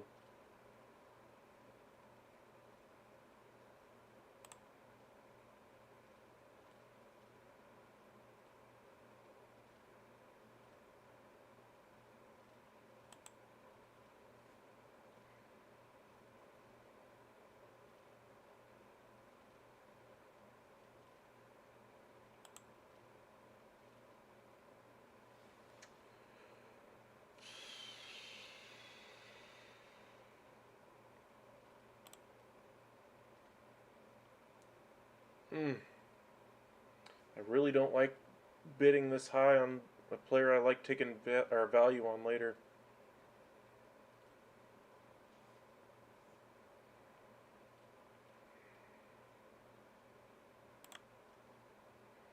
Okay, that's my max right there. I can't go any higher comfortably.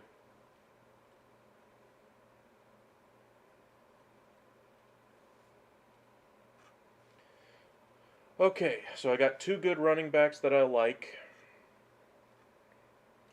Gonna have to try to find some value elsewhere now. Now that I got my Dameon Pierce for a lot higher than I would have liked. The savings that I got with Harris and Samuel both gone.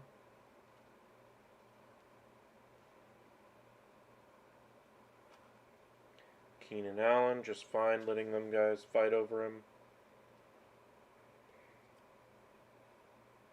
Pre-draft value 32. Hopefully they can get a little closer to it.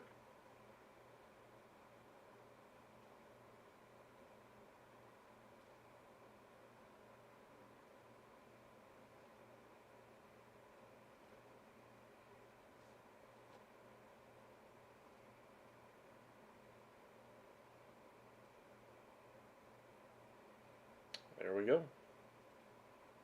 Appreciate you guys joining us. Hopefully you guys are having fun with your own drafts. Doing an auction draft. That way you guys can kind of see how values are going. This one seems to be participated by a lot more people than usual. People are a little bit more level-headed, not spending all their money on quarterbacks. Got a couple of good values in Samuel and Harris. Kind of blew the savings, though, on Dameon Pierce.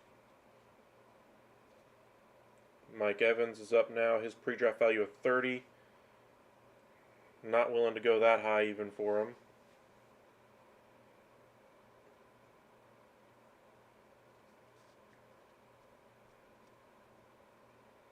He's a former top 10 fantasy receiver. I think those days are done, though. I think you're paying for the name now.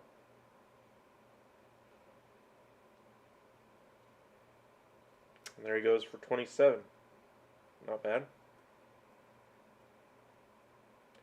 Team Kane, you're fine having Hill, Akers, and Evans. All 3 players I'm not touching this year.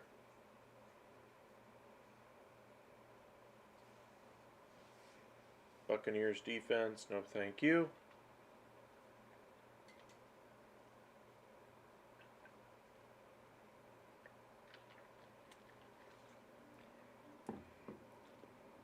Downside here is a couple of the big stacks have now gone auto.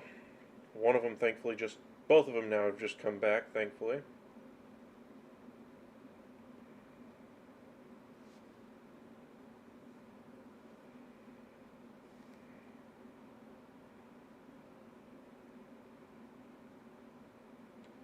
Fournette up to 38. That's just fine by me. Eat up that salary space.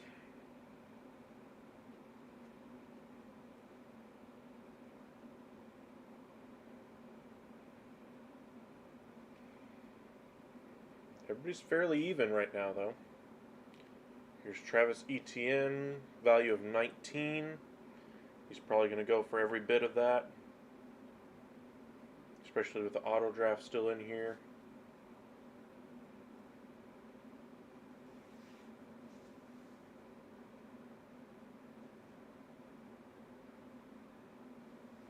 There he is. Can't count on him, though. That's why I'm steering clear. I'd rather have Dameon Pierce. Alright, here's the best tight end left in fantasy. We'll see how much he goes for. Projected 34.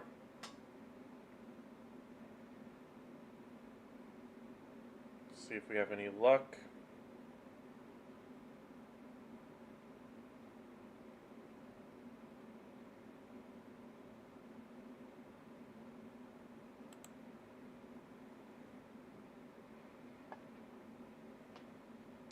He's at his value now.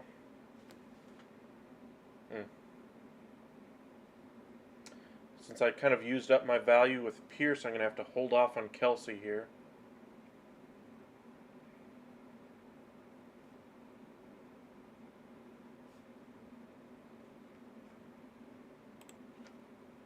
Go ahead and nominate Pittman here, just to see if anybody wants him. Dalvin Cook and Travis Kelce. Not bad. For the big stack still left. The other big stack, Bear Force, has Jonathan Taylor, a defense, and a kicker. Not bad.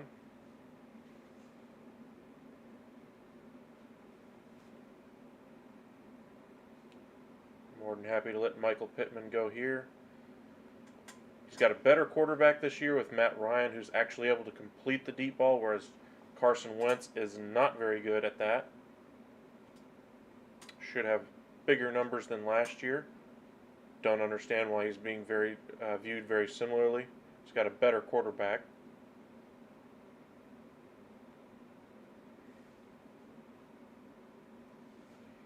I guess because of the changeover, but still.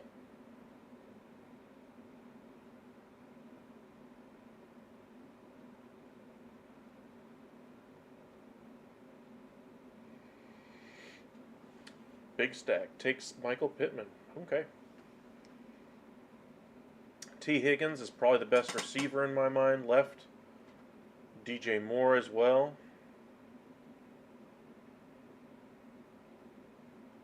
Javonte Williams, pre-draft value of 35. We'll see how high he goes. My guess is he probably goes for above 30. We're already at 31. Not going that high. No thanks. Bye-bye.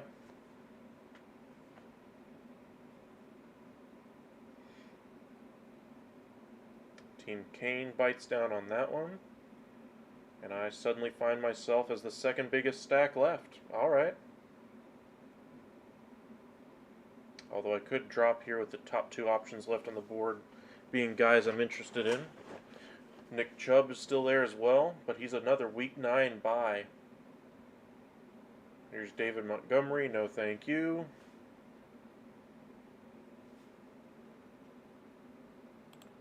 I'll go ahead and at least offer 13 just to get people bidding.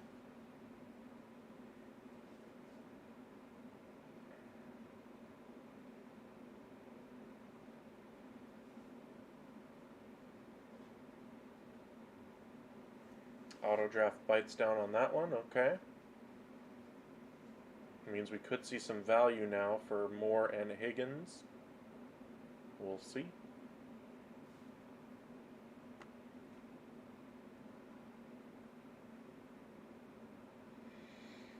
Ooh, CEH. I do like him. Everybody's down on him, but as long as he's still there for a value, I'm interested. He's already almost out of value range for me, though.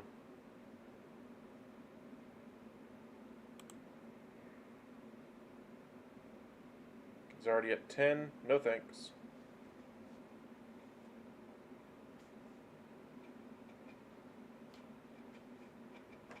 I'll let Team Young bite down on that one. He's been driving up prices lately.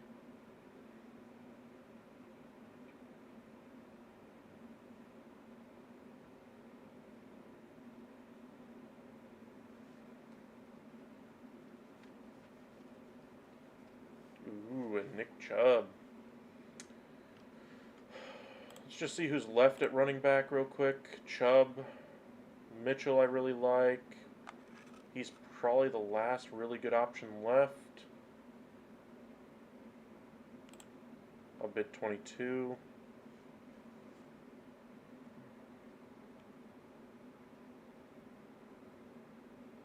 Come on, somebody bid.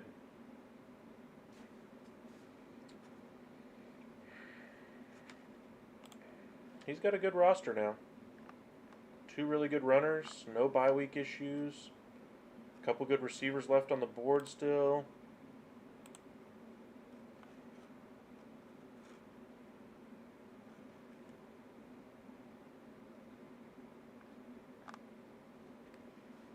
Kyle Pitts is probably the tight end I want left right now.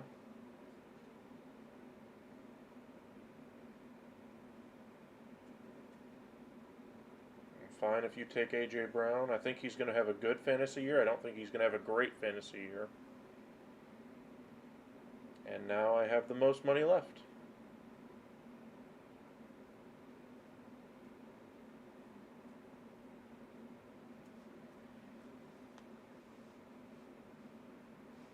Eagles defense. Bye.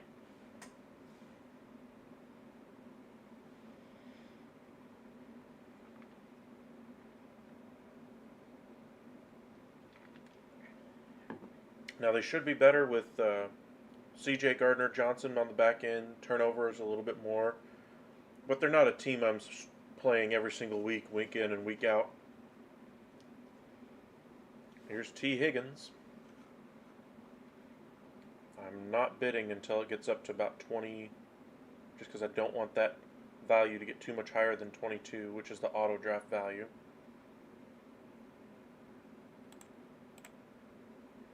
There's 23.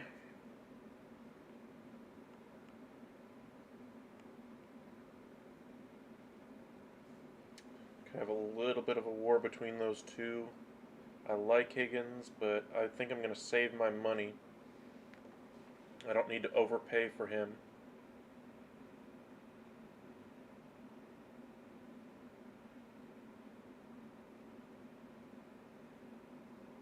I mean, you still got DJ Moore there. You still got Waddle.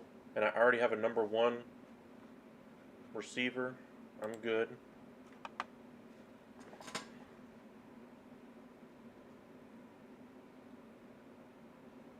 Breece Hall, no thank you. Let that be Mages who bites down on that one, I hope. Knock down the auto draft's capabilities.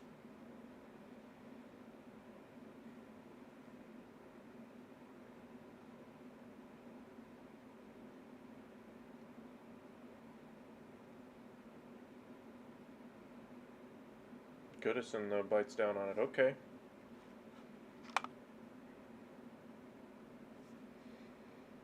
Hits a value of 21.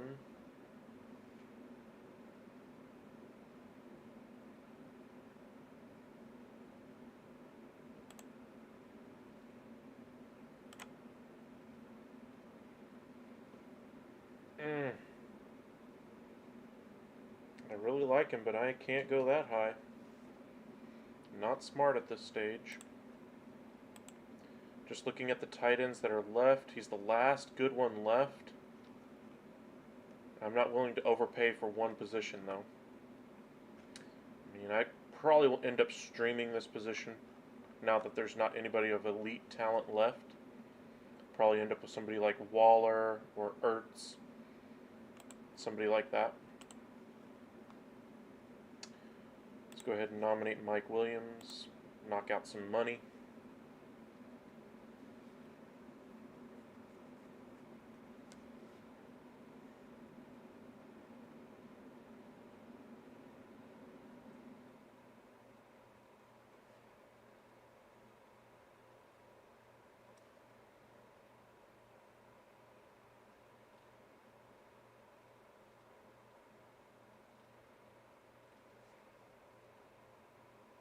Fine by me if y'all want to bid on him.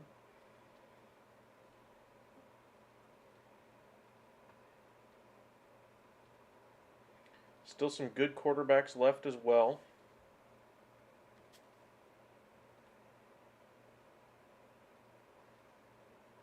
Quarterbacks are probably going to get the highest price left, honestly. Next nomination probably will be a quarterback.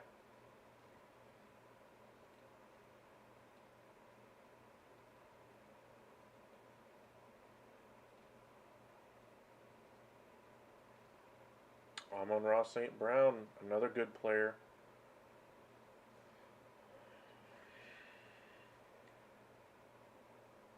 I think I'm going to let him go, though.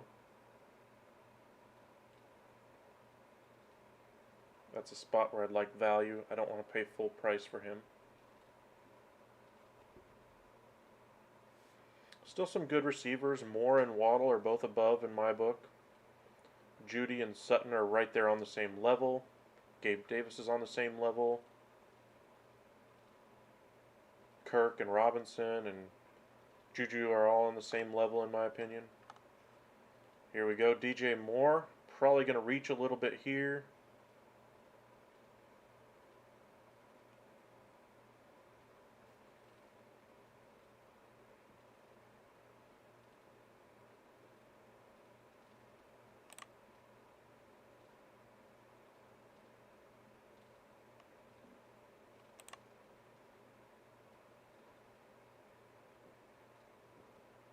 probably my max for DJ Moore right there. Okay. I got my number 2 receiver, so now I can hold off on Waddle and Johnson if I want.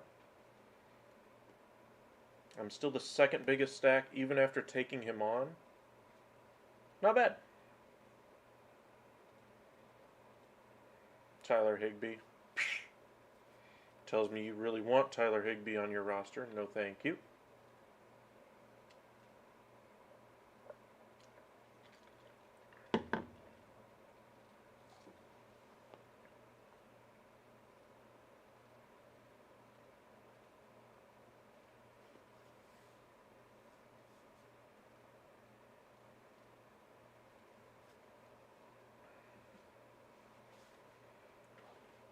Here's Singletary. Had 197 points last year. I think that's a fair estimate for what he'll have this year. James Cook could take a lot of those carries. Allen's going to take some of those carries. So not a running back I'm targeting this year. Just because the floor in that Buffalo offense is high, but the ceiling is also very low. It's a good value, though, for mages. Only $6.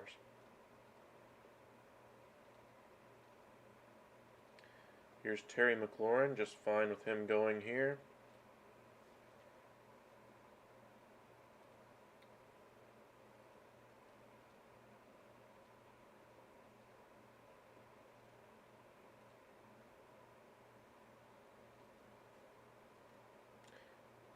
$17.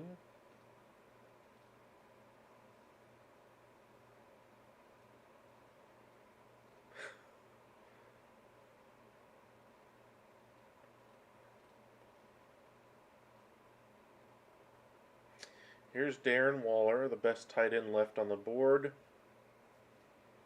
I'm not willing to spend money on him, so auto draft can take him.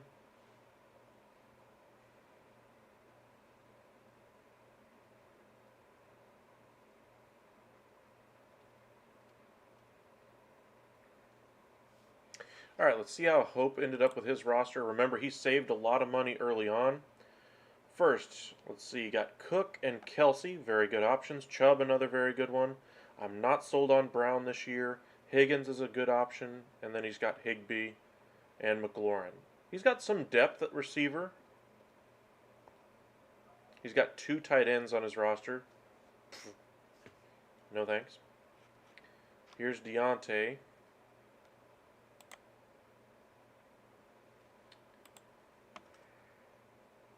Now, if Waddle goes that low for 9, I'll probably take him. That'd be a great number 3 receiver for me.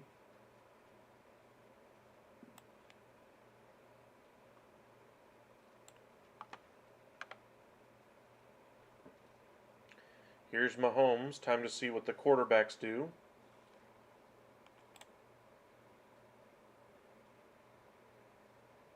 Pre-draft value of 11. Almost always goes for above that.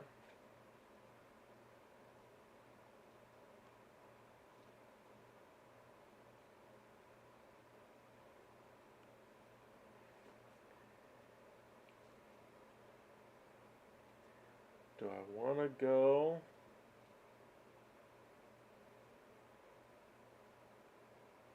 I don't think so. Okay, here's Waddle.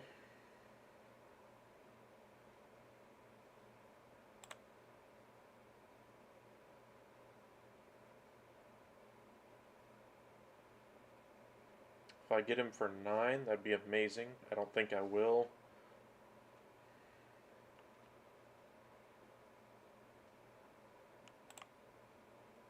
$11's my cap, I think. Still a really good value.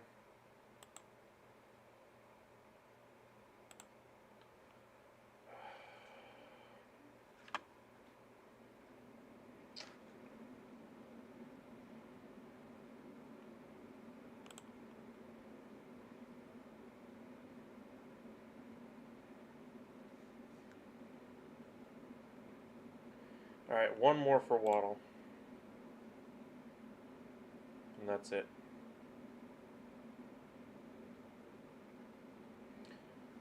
Yep, that's it. Bye. You can have them.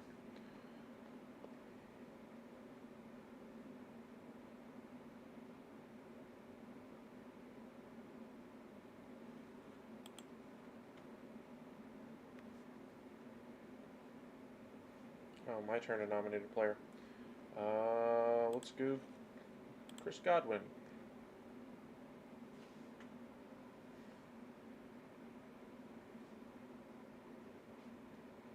See if we can get some of these bigger stacks interested in him.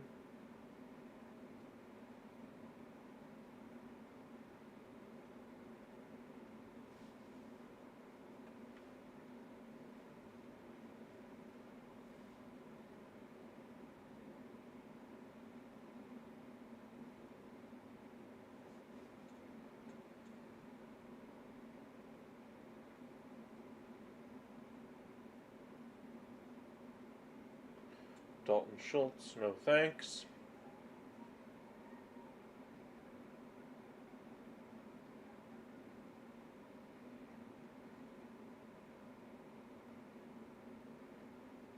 Zach Ertz is probably the tight end I'm targeting at this point.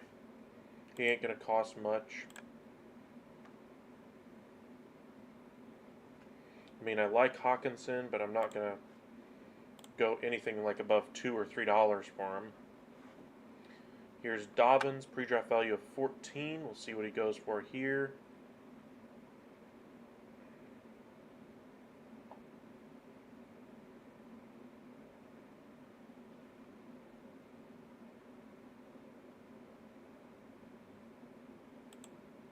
I'll take Dobbins for 8.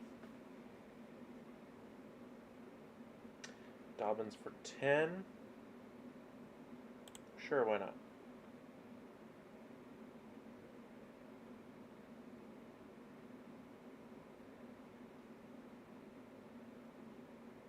There we go, my number 3 running back locked up.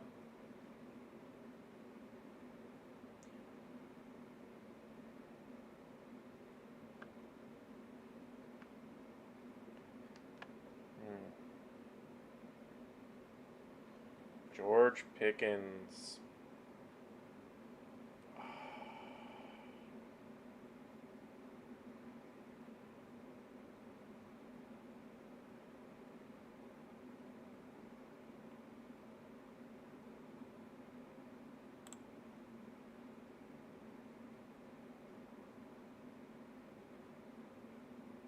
See if I get lucky and get him. Sweet. Like my receiver room.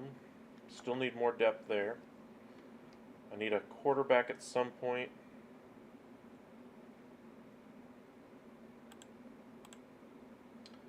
Hurts is my favorite one left on the board. Jackson probably second. Murray I'm off the table with this year.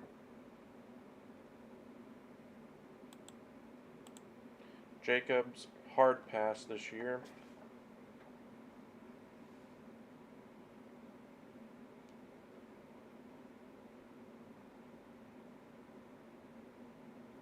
More than happy letting Bear Force take him. There's 3 of us that have money left, really. 4 if you count Team 15. DK Metcalf should take up some money from these people. Here's Sutton. He'd be a good 3rd wide receiver option for me.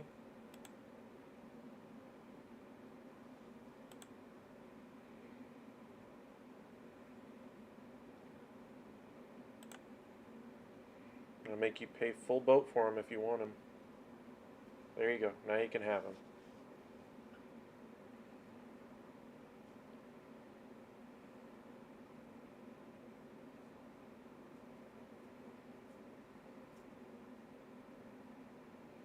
Here's Hawkinson. As I mentioned, I'm not going to pay more than $2 or $3. We are already over that. No thank you.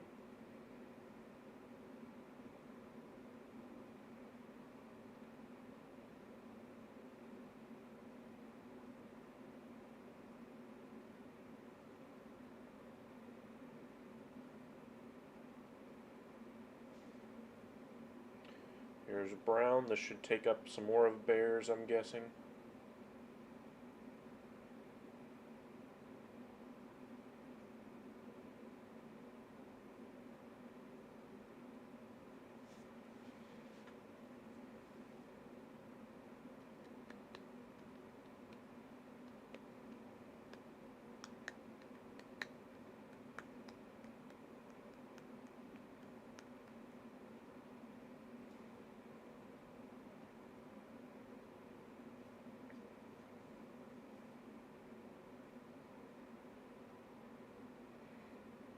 Darnell Mooney, no thank you.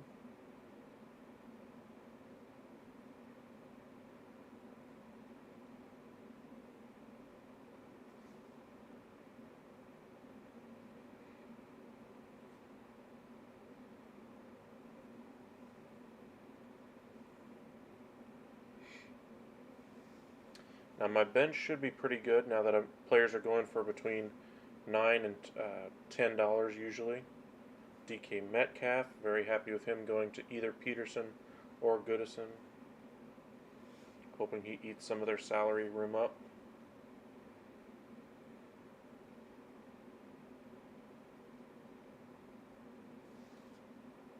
But not for that low. Come on, man. Somebody bid. Jesus.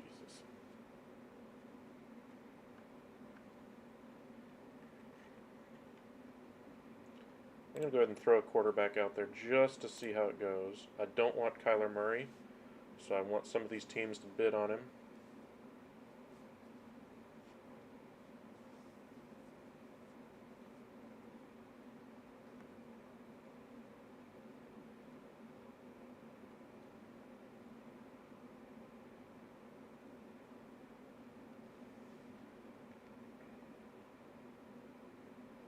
Okay, guess not.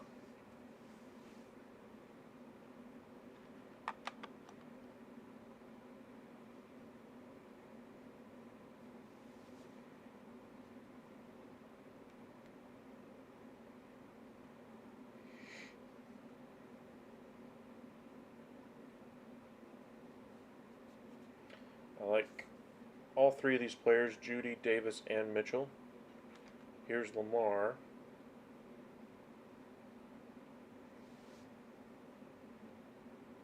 Looks like Team Peterson wants him.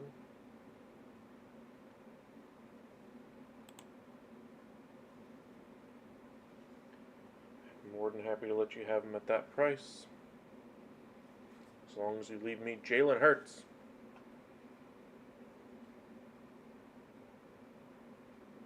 Here's Jerry Judy.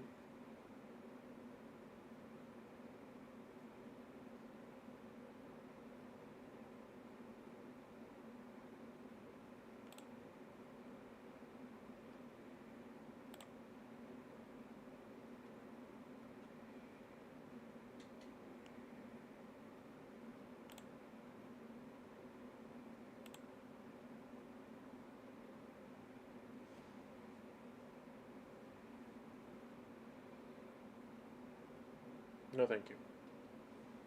I still got a couple other receivers I like very similarly. And I want to make sure I get the players I like here. Pre-draft value of 5. I'm just hoping Goodison doesn't bid. Damn it.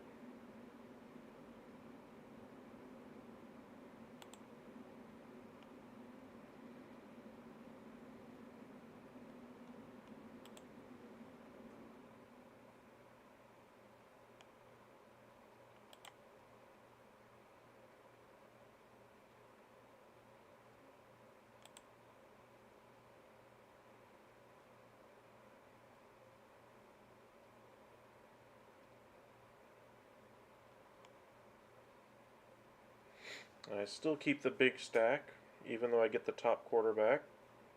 For me, at least.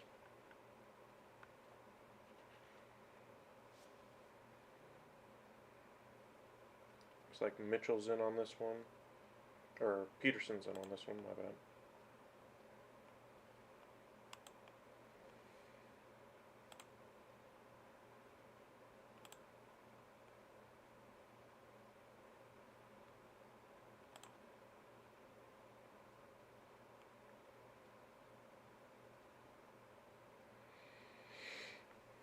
kind of my max there for Mitchell.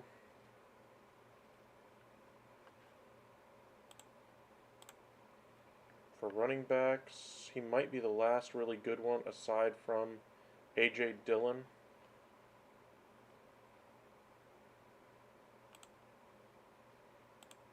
I'm probably going to like my back end of the bench a little bit more than I do that top half.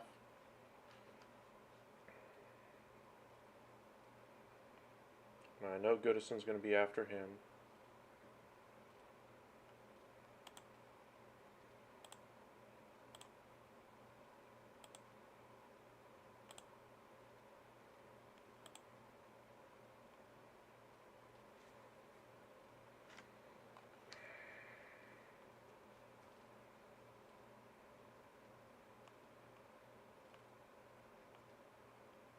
Dang it.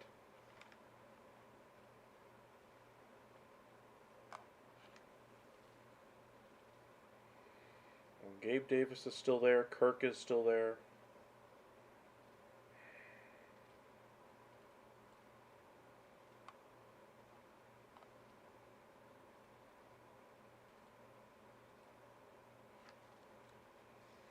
Here's Kirk.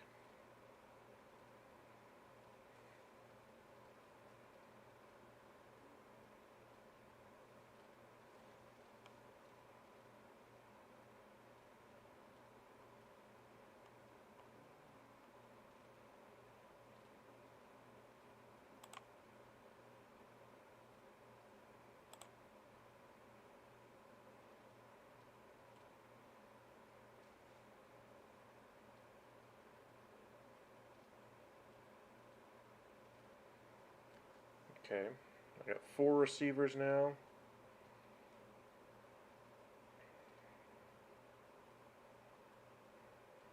I want Gabe Davis and Schuster, I think, are the best receivers left on the board.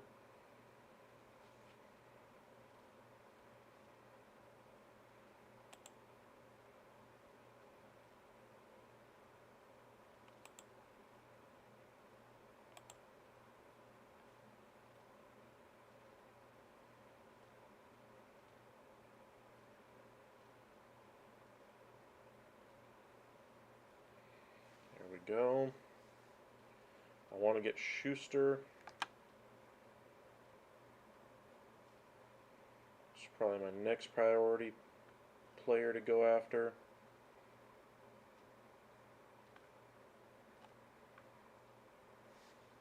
Brady's still on the board. I like him. Burrow's still there. And Lance.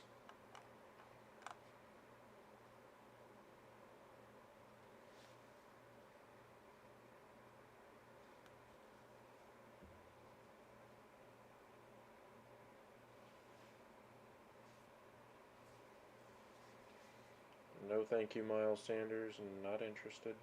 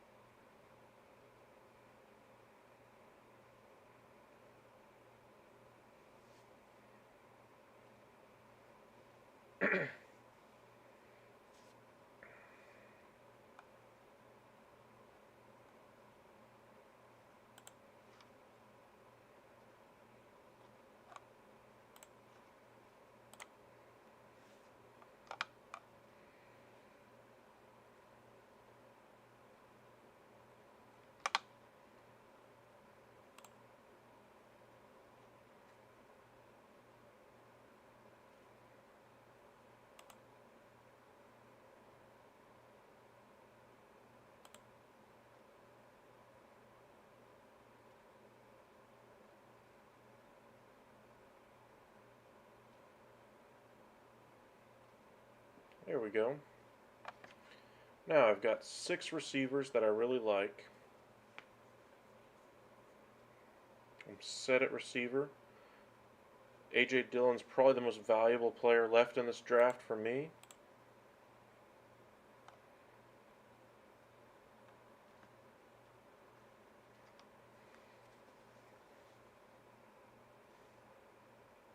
I got some good options that if they take off, Schuster has the potential to be a top 20 receiver. Kirk as well. Gabe Davis. I got some good lottery tickets, and I got surefire production with Samuel and Moore. At running back, my top option, of course, is good. My backup with either Pierce or Dobbins is a little bit iffy.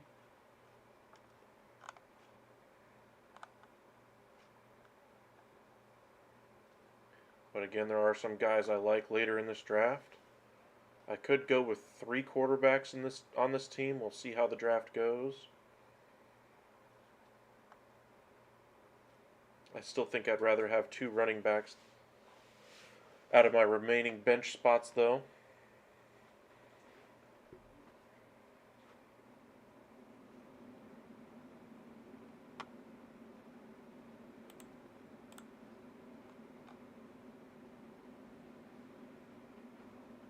Here's Russell Wilson.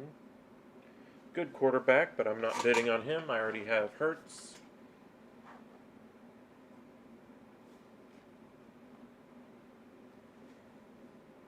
Trey Lance is my home run hitter. I want him on my roster. Unless it gets out of hand anyway.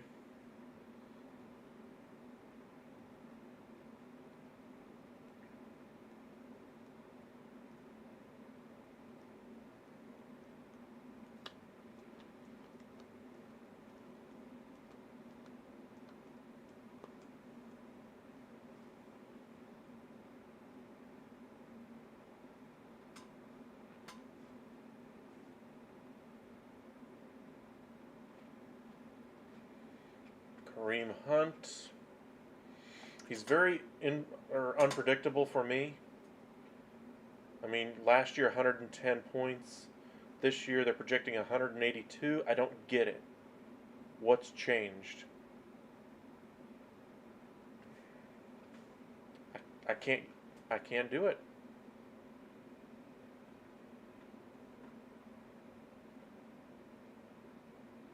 Come on, Kane, bid one more dollar and you get him. Wow.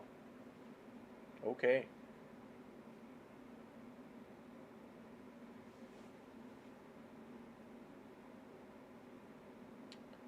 The one thing I wish these leagues would let us still do is have that pass button. That way when we're not interested, we can go ahead and just let this draft fast forward a little bit.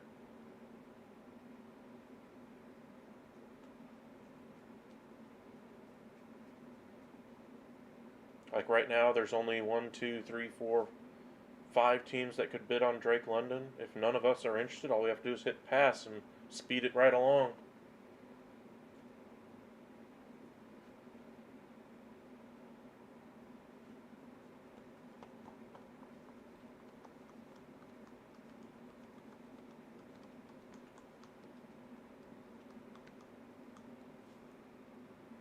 Here's Zach Ertz, the tight end I actually like.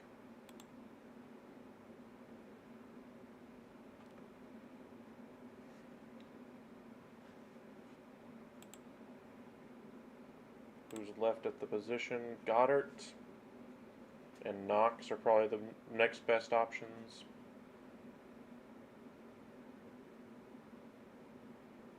I'll go $1 over value for Ertz.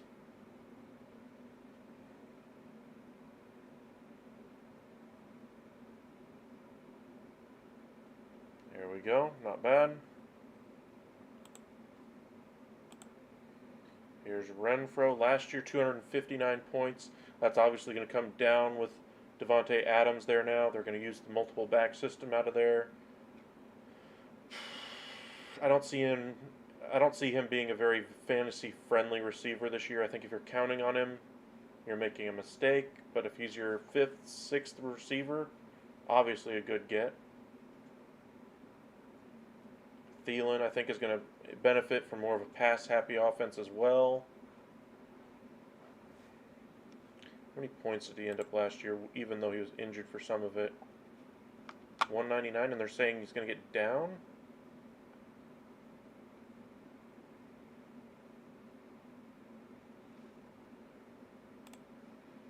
I don't know. I still like Thielen, so if he goes for cheap, I could take 7 receivers. And even 8 if I get Romeo Dubes, who I really like later in the draft. But I have to get A.J. Dillon at this point in the draft.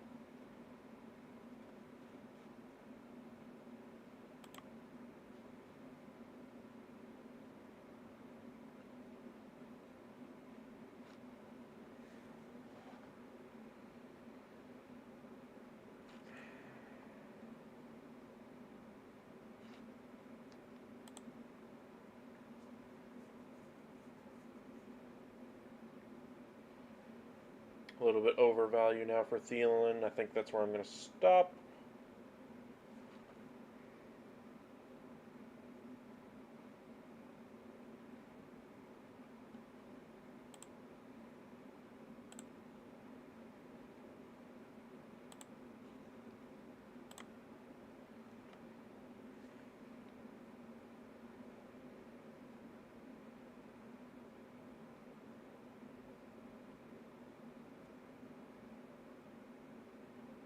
Please let me have Brady for one.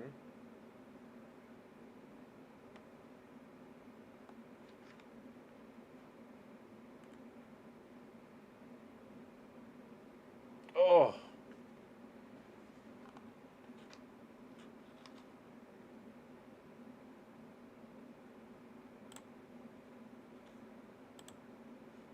He still doesn't have a quarterback. So yeah, I'm going to make you pay for it a little bit. Or I'll take him. Thank you.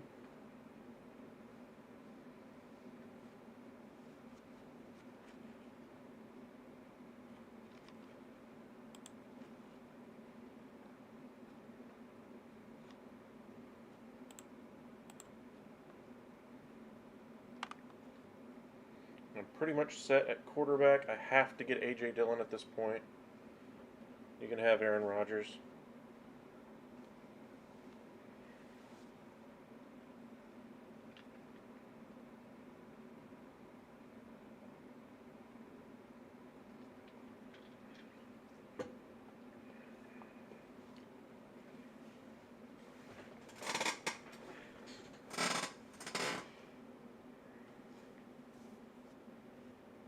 Thielen was a little bit of a reach, honestly, at this point in the draft, but if I could get another bite at the apple with flex, as long as I end up with A.J. Dillon, I'm good. If I don't end up with A.J. Dillon, then I messed up.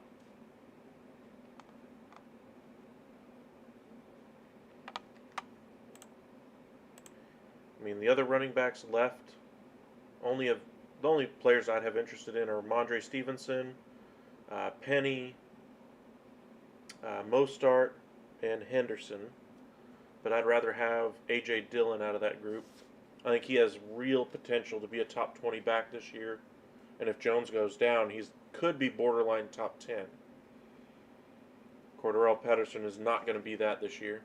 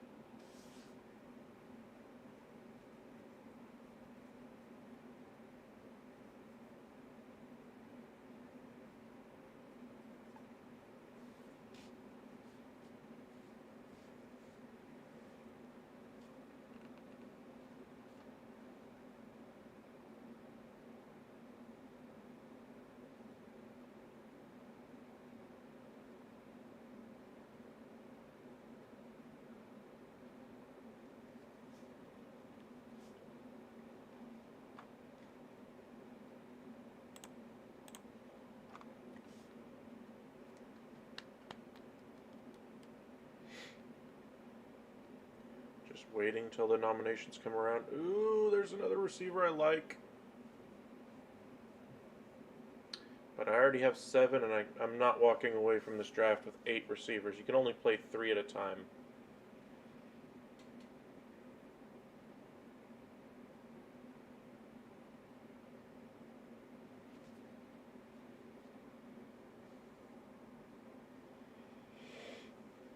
But I get some good potential at receiver already. I'm good there.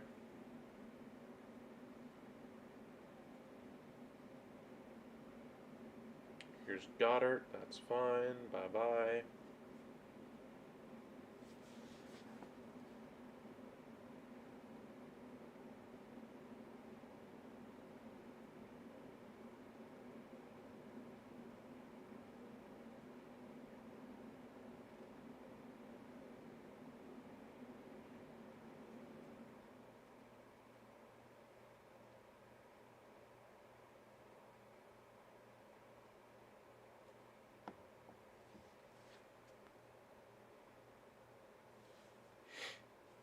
Appreciate you guys joining us.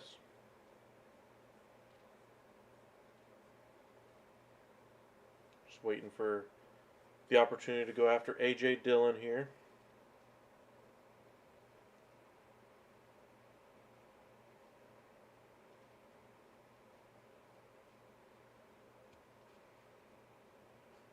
Here's Tony Pollard.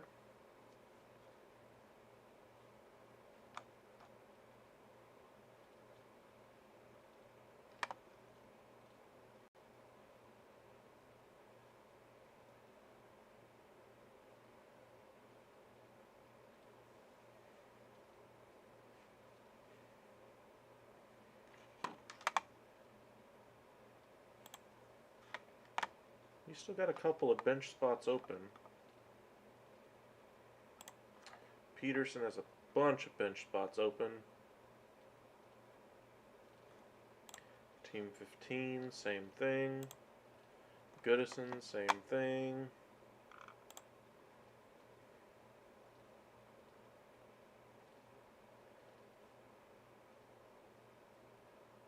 Ramondre should be a good test case for how Dillon will be valued.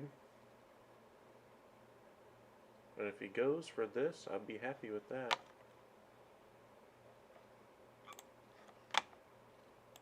Here we go.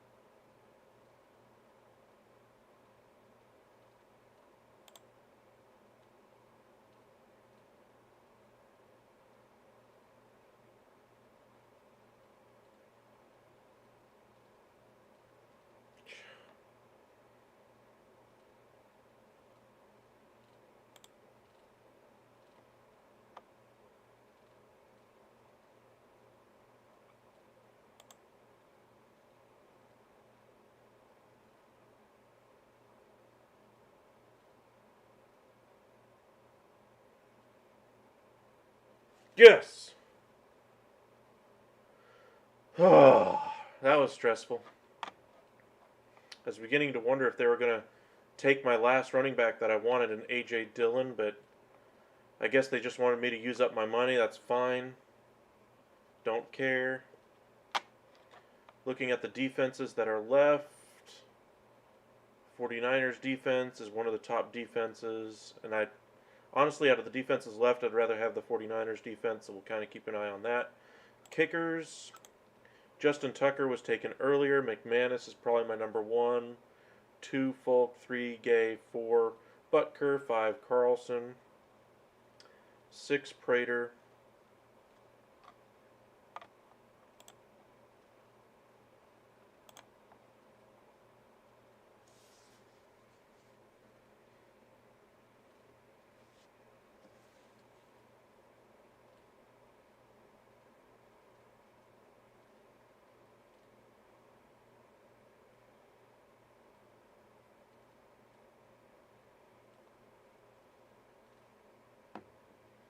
there goes Burrow. I'm very happy with my quarterback room, though.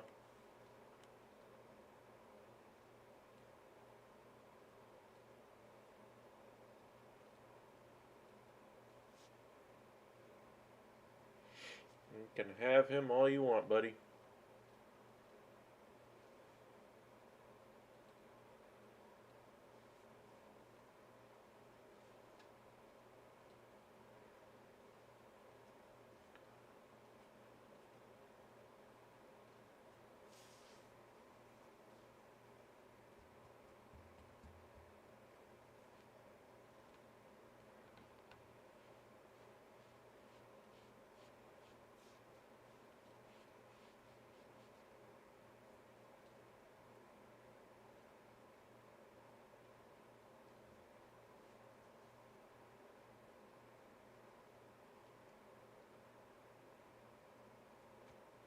really like my receiver room.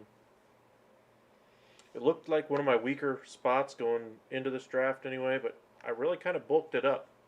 Now my running back room is a little bit weak. I only got 4 running backs on my roster. I'll probably only play 2 on any given week. But probably for week 1 it'll be Harris. And I might do Dillon as my starter in week 1. We'll see.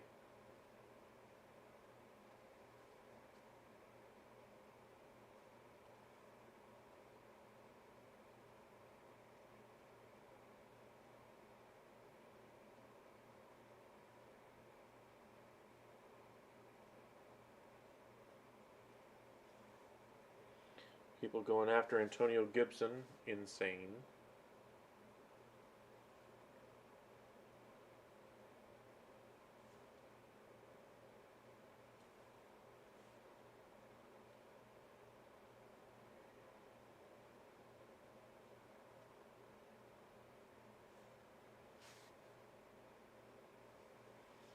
There's Chase Edmonds.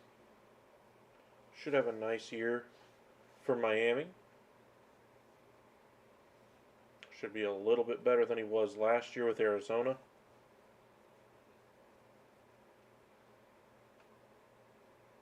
I still think Mostert is the guy I want out of that team, though.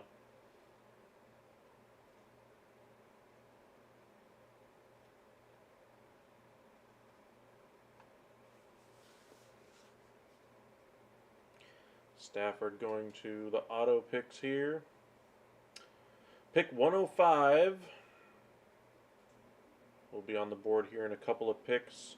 Just looking for our defense and kicker at this point. Once we get that done, we'll go ahead and take a few minute break anyway. Let you guys kind of refresh yourselves, and then we will be right back at it. Probably do another snake draft after this one.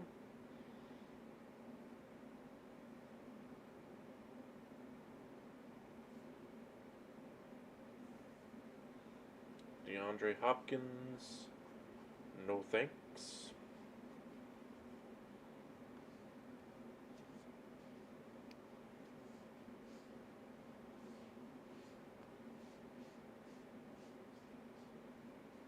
They're still projecting 150 points for him, even with missing 6 weeks. He missed time last year with injury. That's about the same amount of time, but you got to wonder about injuries when he does come back. How many more years does Hopkins really have left as an elite receiver, as a number 1? My guess is maybe 2 at best, but you got to wonder when that slide begins.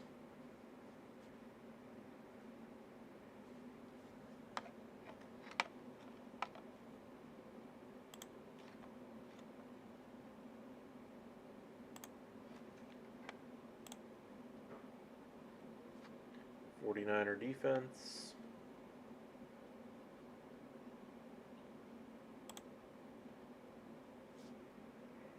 Dang it.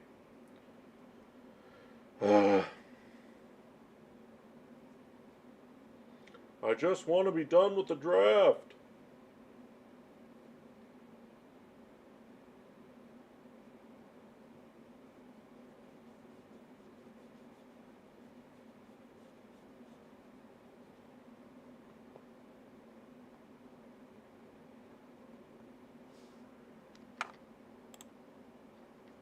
Because Peterson and Goodson both have pieces left on their bench, is why we have to wait for every single pick to go tick, tick, tick, tick, tick, tick, tick, tick, tick.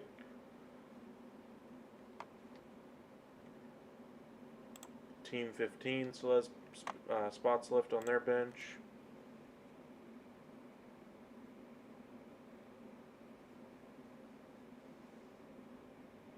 Allen Lazard enters the year as the number 1 for Green Bay. I don't think he ends the year as the number 1 in Green Bay. I think he probably ends the year as the number 2, maybe even the number 3, depending on how Watson improves as the year goes along. But it sounds like Romeo could end up by the beginning or by the middle of the season as the number 1.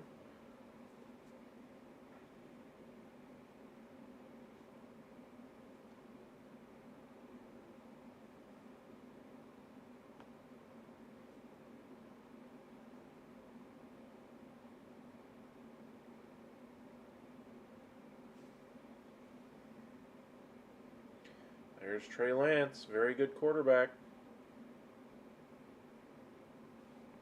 Really like him in fantasy.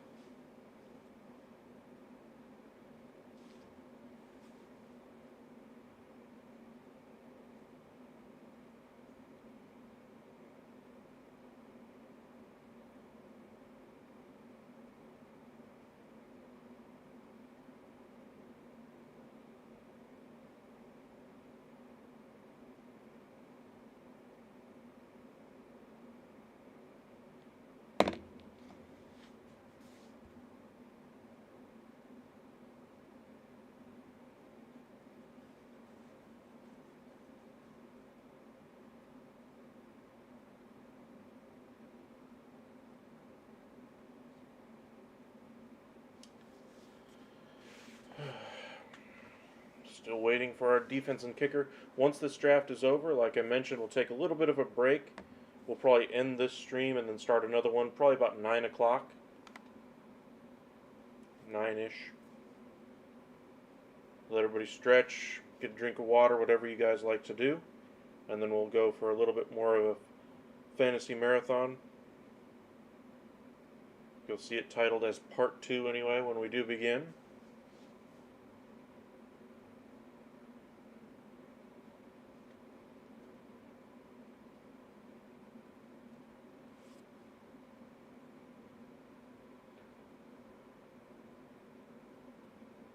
There's Rashad Penny. Nice piece.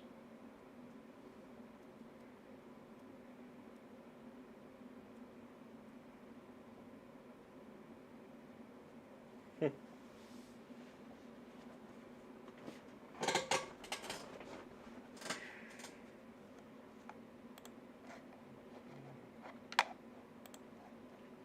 like all three of them have at least 2 bench spots left, so this should take a little while still.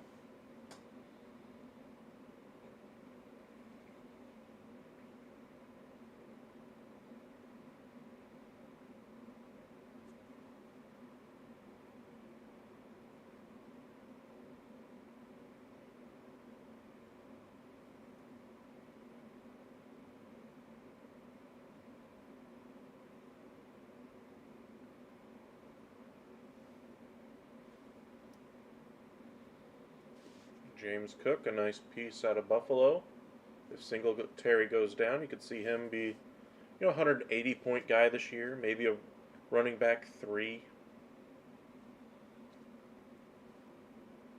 As it stands right now, you're probably looking more running back 4 or 5.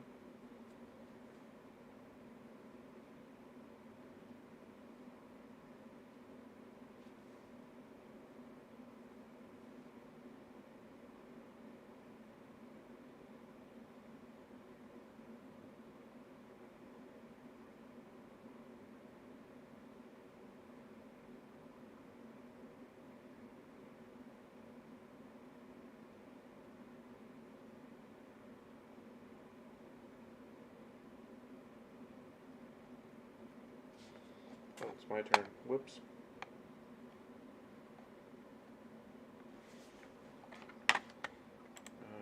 Kicker, real quick, McManus. Nominate.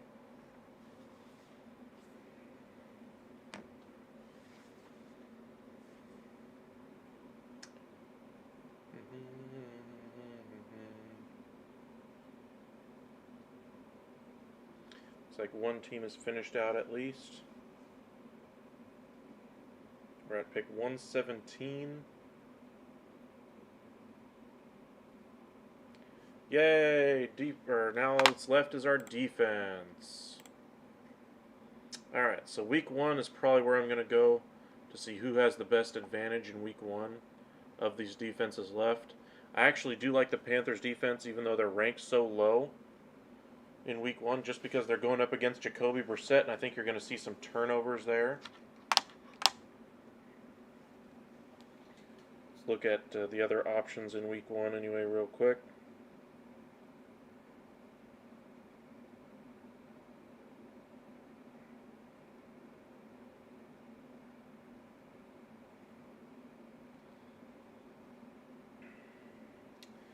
'49ers defense was my bid earlier, so I can't go there. Colts versus Texans, not really buying it. Jaguars versus Commanders, both defenses should be decent. Ravens go against the Jets. Supposedly Zach Wilson might even be back for the game. Sounds like he's on the mend, but in either event, I still think the Jets are improved. Could be a little bit of a shootout in week 1. Saints defense should be pretty good in week 1 against the Falcons. Of course, they are on the road. The Broncos defense should be nice. Probably going to go Broncos D. Going against the Seattle Seahawks, even though Seattle will be at home. So I'm thinking Seattle will probably, or the Broncos defense, excuse me. Broncos or Saints. Saints are probably better season long, but I'm going to be streaming this defense.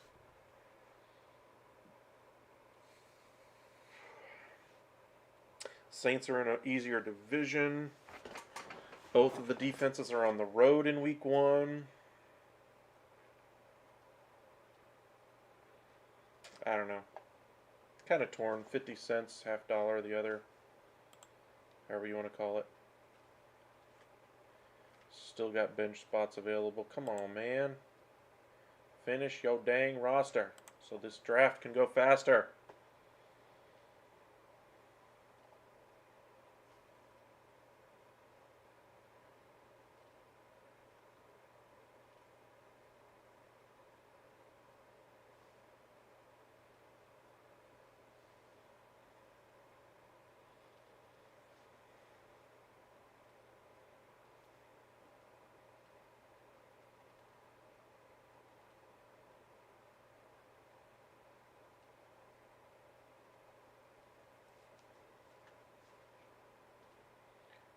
Well, there's one team done at least. 2 teams with bench spots left. And then you got this Hope guy.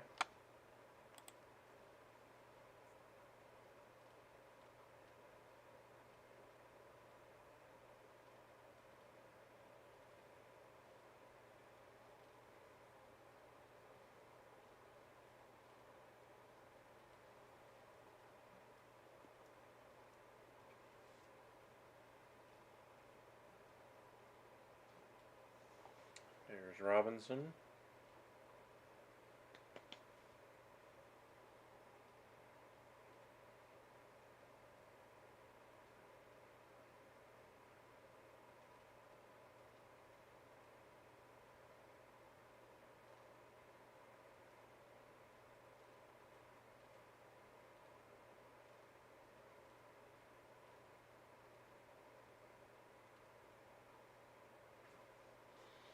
Cole Kmet, that's just fine, and we'll be next. Alright, so my choices, Saints versus Broncos defense. Who's going to be the better 2-week team? Saints are against the Buccaneers. Ouch. While the Broncos are against the Texans. Not horrible. I think I'm going to go Broncos D.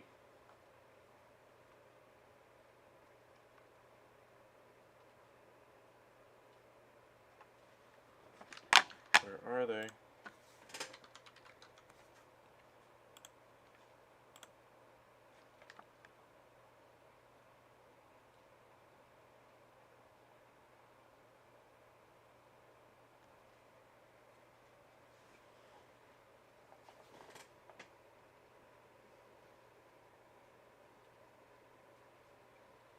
I think I got lucky with that one being selected.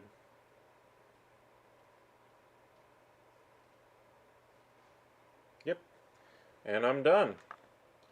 Alrighty, so thank you guys for joining us for part 1 anyway. Part 2 will begin again, like I said, around 9 o'clock. Take a little bit of a break, get a breather, get a drink, walk around, take a few steps around, but just kind of check out our roster. We did an auction draft, salary cap league anyway this time around.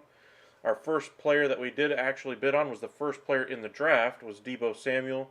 Usually I like to save my money, but his value was just too good. He's probably the top receiver outside of those top 3 in my opinion, and has potential to be the #1 receiver. and so I was very happy with that selection. Our next one was Harris, Najee Harris out of Pittsburgh anyway. Good value there as well. And then we did follow it up with Dameon Pierce. Went way over budget on him, but I think he's going to be a solid RB2 this year at the very least. Has the potential to be an RB1 depending on how much they use him in Houston. We followed that one up with a J.K. Dobbins selection and DJ Moore. Gave us a good 1-2 punch there at receiver, and then we loaded up on receivers after that. Pickens, Kirk, Davis, Smith-Schuster, and Thielen, all as our bench receivers anyway. So we have 7 receivers on our team and 4 running backs. You might notice our final pick, at least for the bench anyway, we did A.J. Dillon. He was kind of the guy I was hoping to get. We almost got outbid for him because we were limited to 15 for our max bid. We got up to 13, and finally they backed off of him. Really happy with our quarterback room. Jalen Hurts is probably the biggest home run hitter this year outside of Trey Lance, but he has also the safest floor out of those two. So Jalen Hurts will probably be my weekly starter.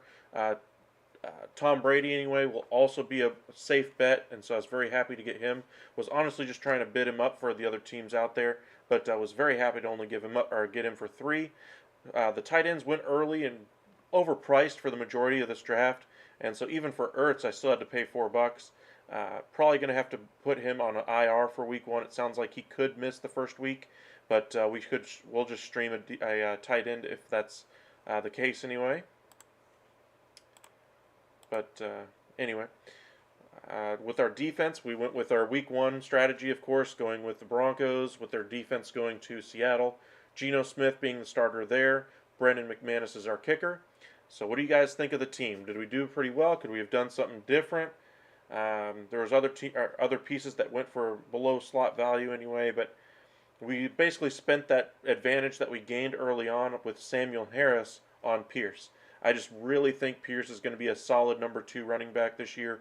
I think his floor is a number 2 running back. That's why I had to get him, and I'm very happy with where we were. But thank you guys for watching. As I mentioned, we'll do part 2 of this stream here at about 9 o'clock. So don't stray too far from your sets anyway, and we'll be back shortly. But thank you guys for joining us, and we'll see you guys here in about 35 minutes or so.